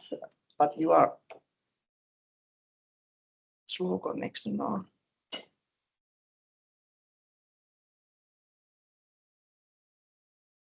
Yeah, it is just a little bit slow, but never you are able to view the numbers by region and look at the top of the top figures. Then we can compare different regions and sectors. So here is the distribution of revenue by different sectors inside the regions, and even looking at this figure, we can see that there are differences and strengths in different areas.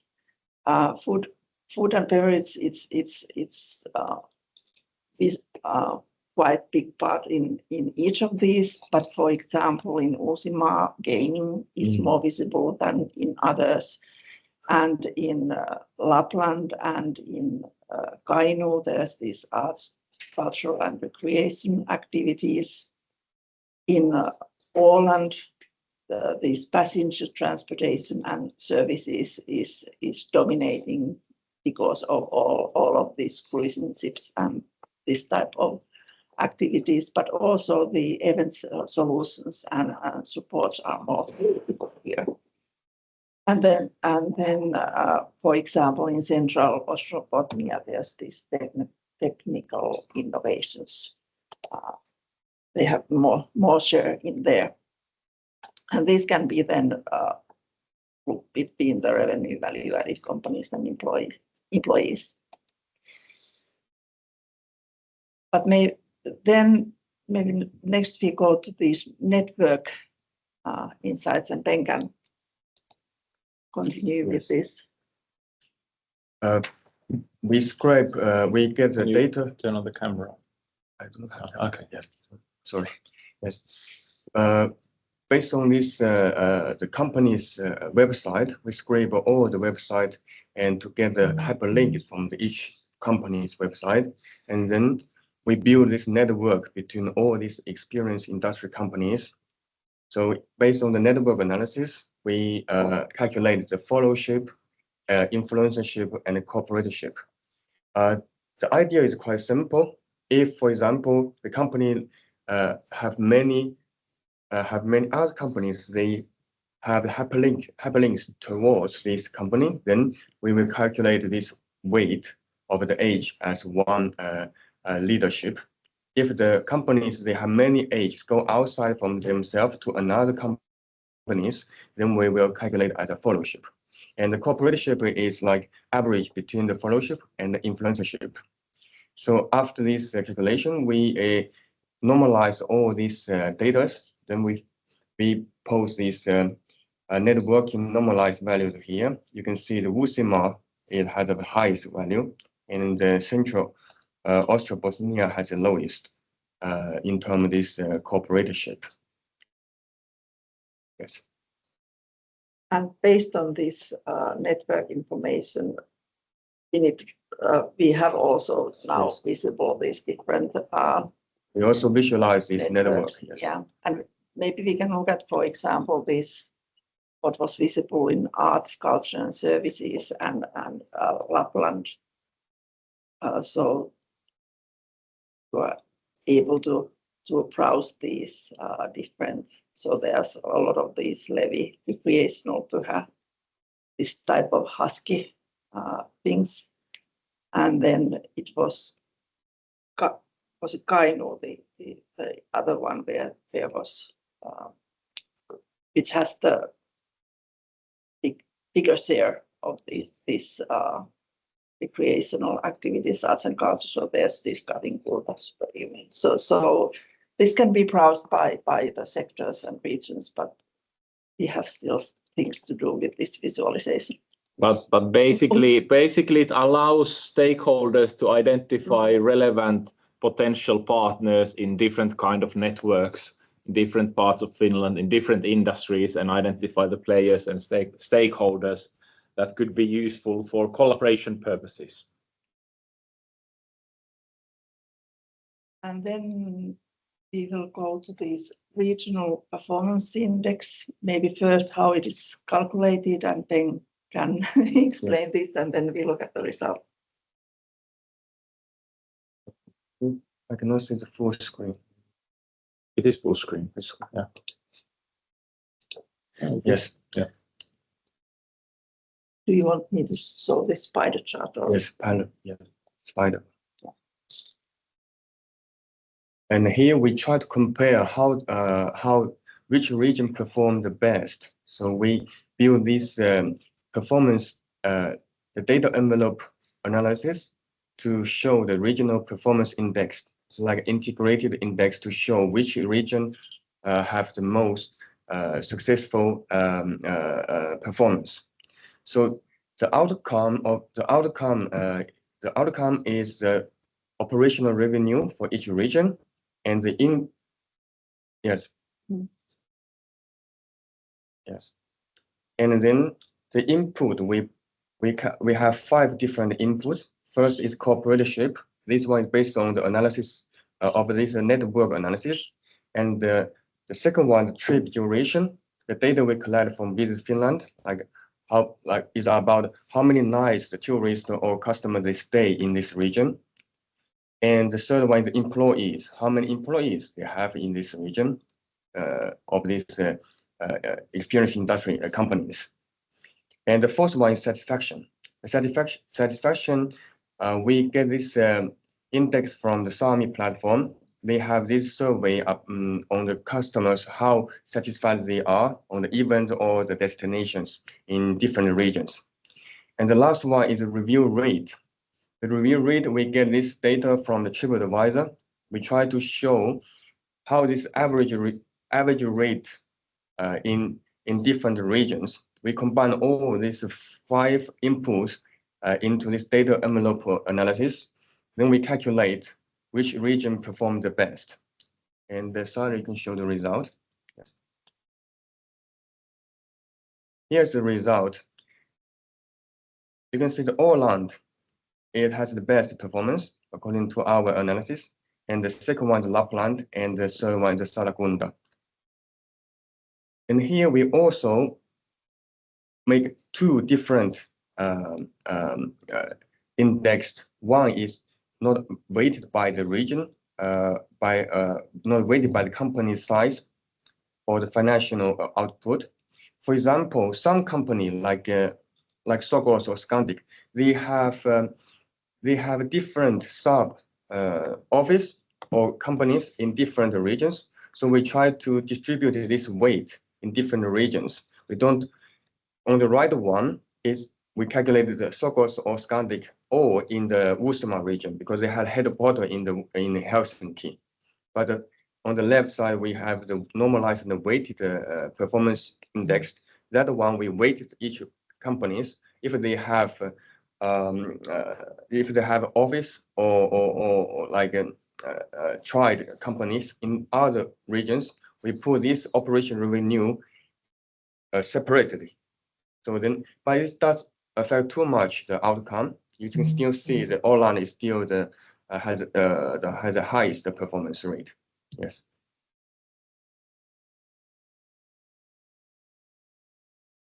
Then we have some summaries by regions that combines actually all these measures what we have had, and here you can look at these based on different regions, and this now in parentheses it's the ranking. If it's 1, it's the best, and 19, then there's maybe something that could be done. So, for example, so you can compare and maybe learn from others, viewing how the different regions are performing. But then there's also this view which actually shows the top 3 regions by metrics, and when we look at the revenue and companies and employees and value added, it's not surprising that Uusimaa, Pirkanmaa, and Southwest Finland. So Helsinki, Tampere, and Turku is there. But then when we look at these performance satisfaction review rate trip durations, there are then differences, and it's quite interesting to look at those numbers. These are normalized values, so that we are able to compare. And then below is those network analysis metrics that then explain cooperators, followership, and influencership. So that was it for today. Great. So basically, this tool will be published at the end of the project, right? Yeah. And will be available. So all of this data will be available for everybody to go to this dashboard and see how the region is doing and what kind of opportunities that region opens up, networks open up for so on, to get the overview of the experience industry. And now I would really much like to welcome everybody to ask questions, either by raising hands or commenting in the chat or turning on the camera. I see Yuri already opening his camera. So Yuri, do you want to start, please?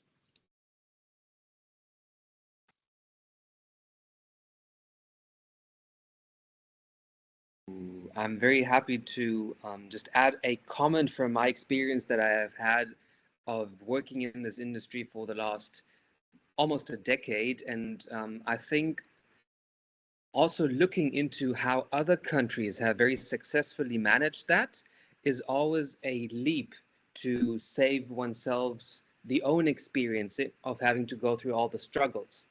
So what I can see in Europe is that Ireland, for instance, is doing an excellent, outstanding job in that regards.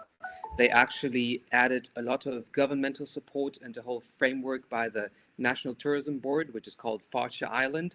So I can only highly recommend that you check out their program called Digital That Delivers, which really facilitated that entire experience economy process. It started, I guess, 3 years ago. So I can definitely recommend checking that out.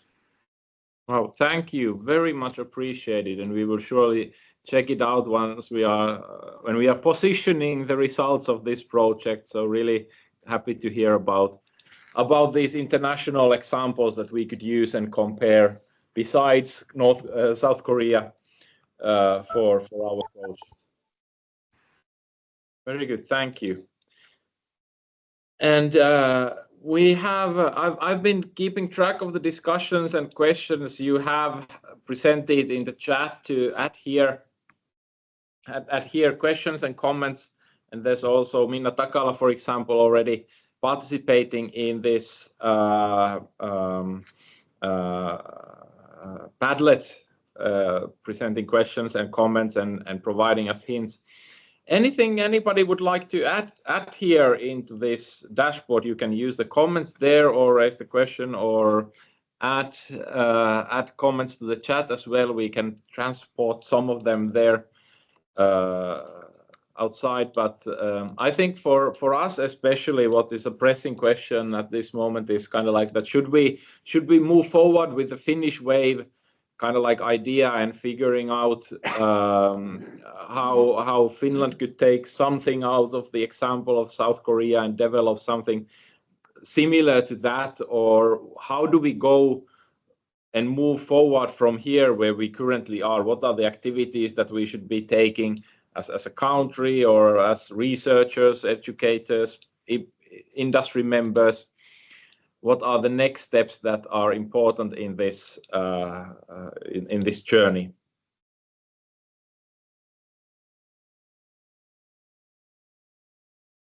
Yes, Susanna, please.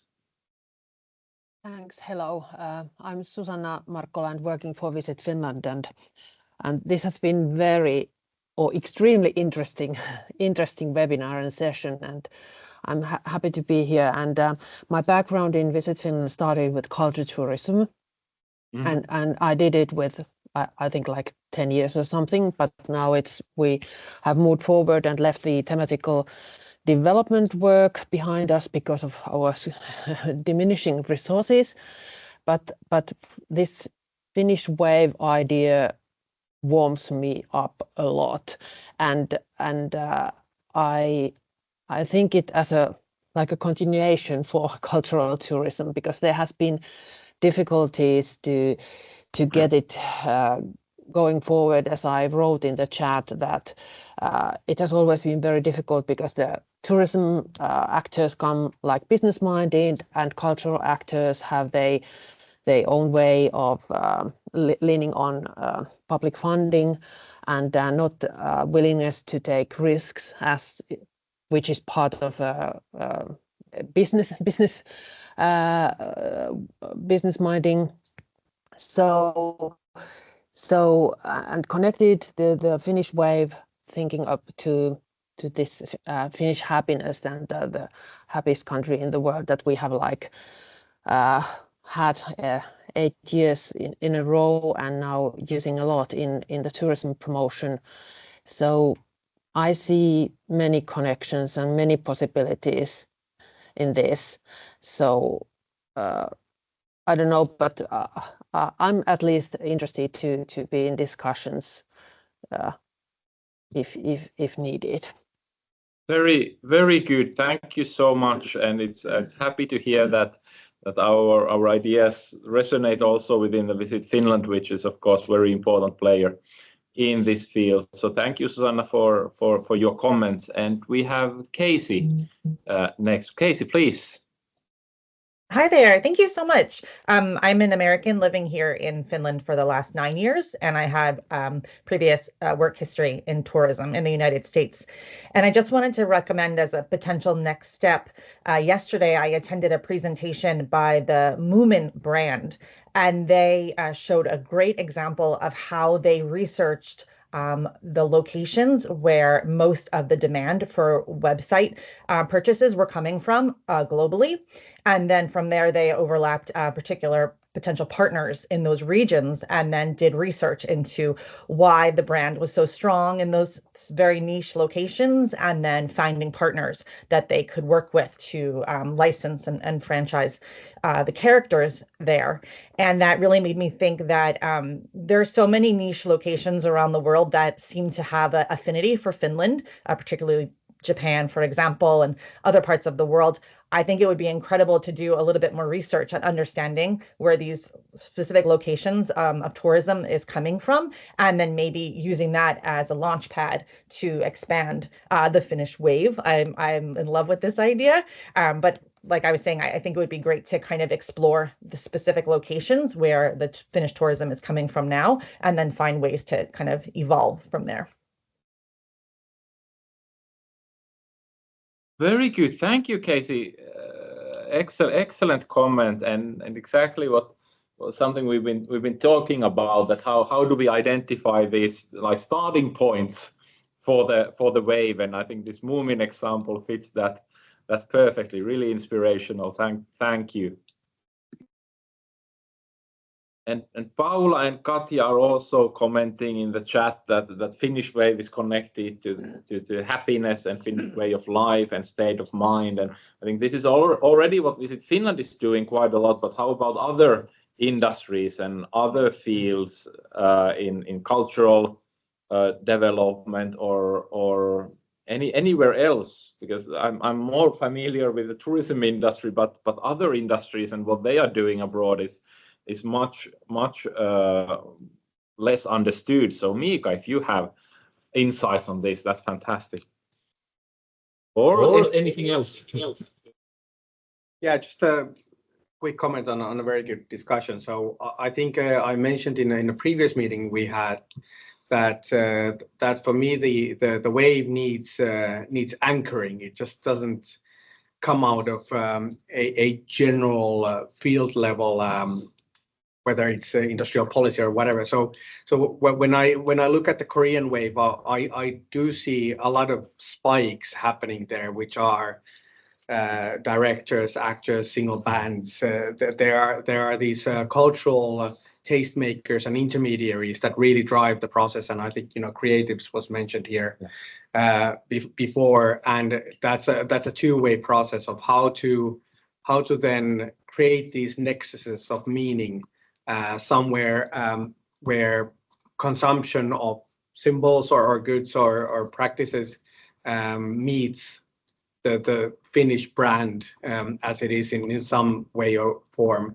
And we don't have some of those very big advantages, like, for instance, Ireland and Korea had, where they had sizable immigrant populations in massive consumption centers around the world, especially US. And we don't really have that in the same way, although in a small way, for us at Kyra Distillery, which is the business I was working before this academic sojourn, we've done a lot of successful business in the US Midwest, where there's a lot of strong Nordic roots about and affiliation to a lot of our cultural artifacts, and especially for us eating and now drinking rye has been really relevant. Canada as well, where there's a lot of Finnish lumberjacks went during the Second World War. So we have to, like Casey said, we have to be really smart about how and where can we build these nexuses of meaning that we can then monetize or scale up. Usually I would say first creator or creative led, then company led, and maybe lastly industrial policy led. But I think it's a very delicate thing building something like that, and sectoral policy I don't think will get there. So in a way you are emphasizing the need of bottom-up approach. Yes.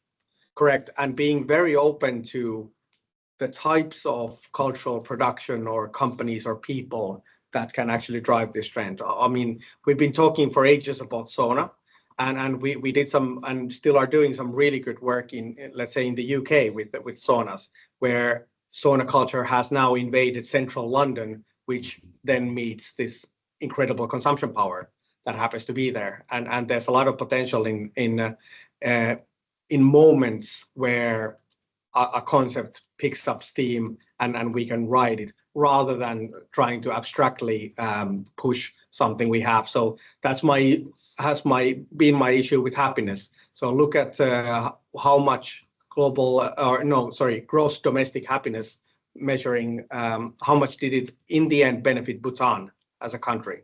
Not a whole lot.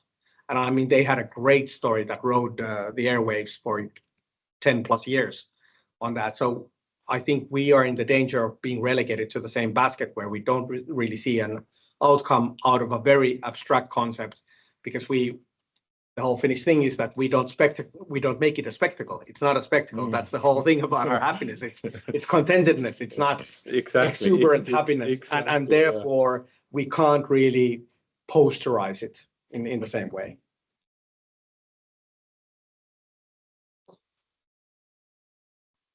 Very good observations.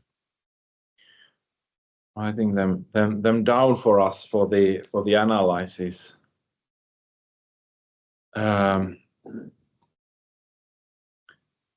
Yes. Oh no, Mika, you already said this. Yuri also continuing that mistakes will be done, but that's also normal. Pim, do you want to explain the festivalization a little bit more? Yes, it's pretty straightforward. It's my impression that if you want to consume culture or experiences, it comes largely in the forms of festivals, and it's pushing away the sort of regular opportunities that you have as a family, as an individual, to consume these experiences. So we're gaining on the festival side, and everything, the whole summer is about festivals.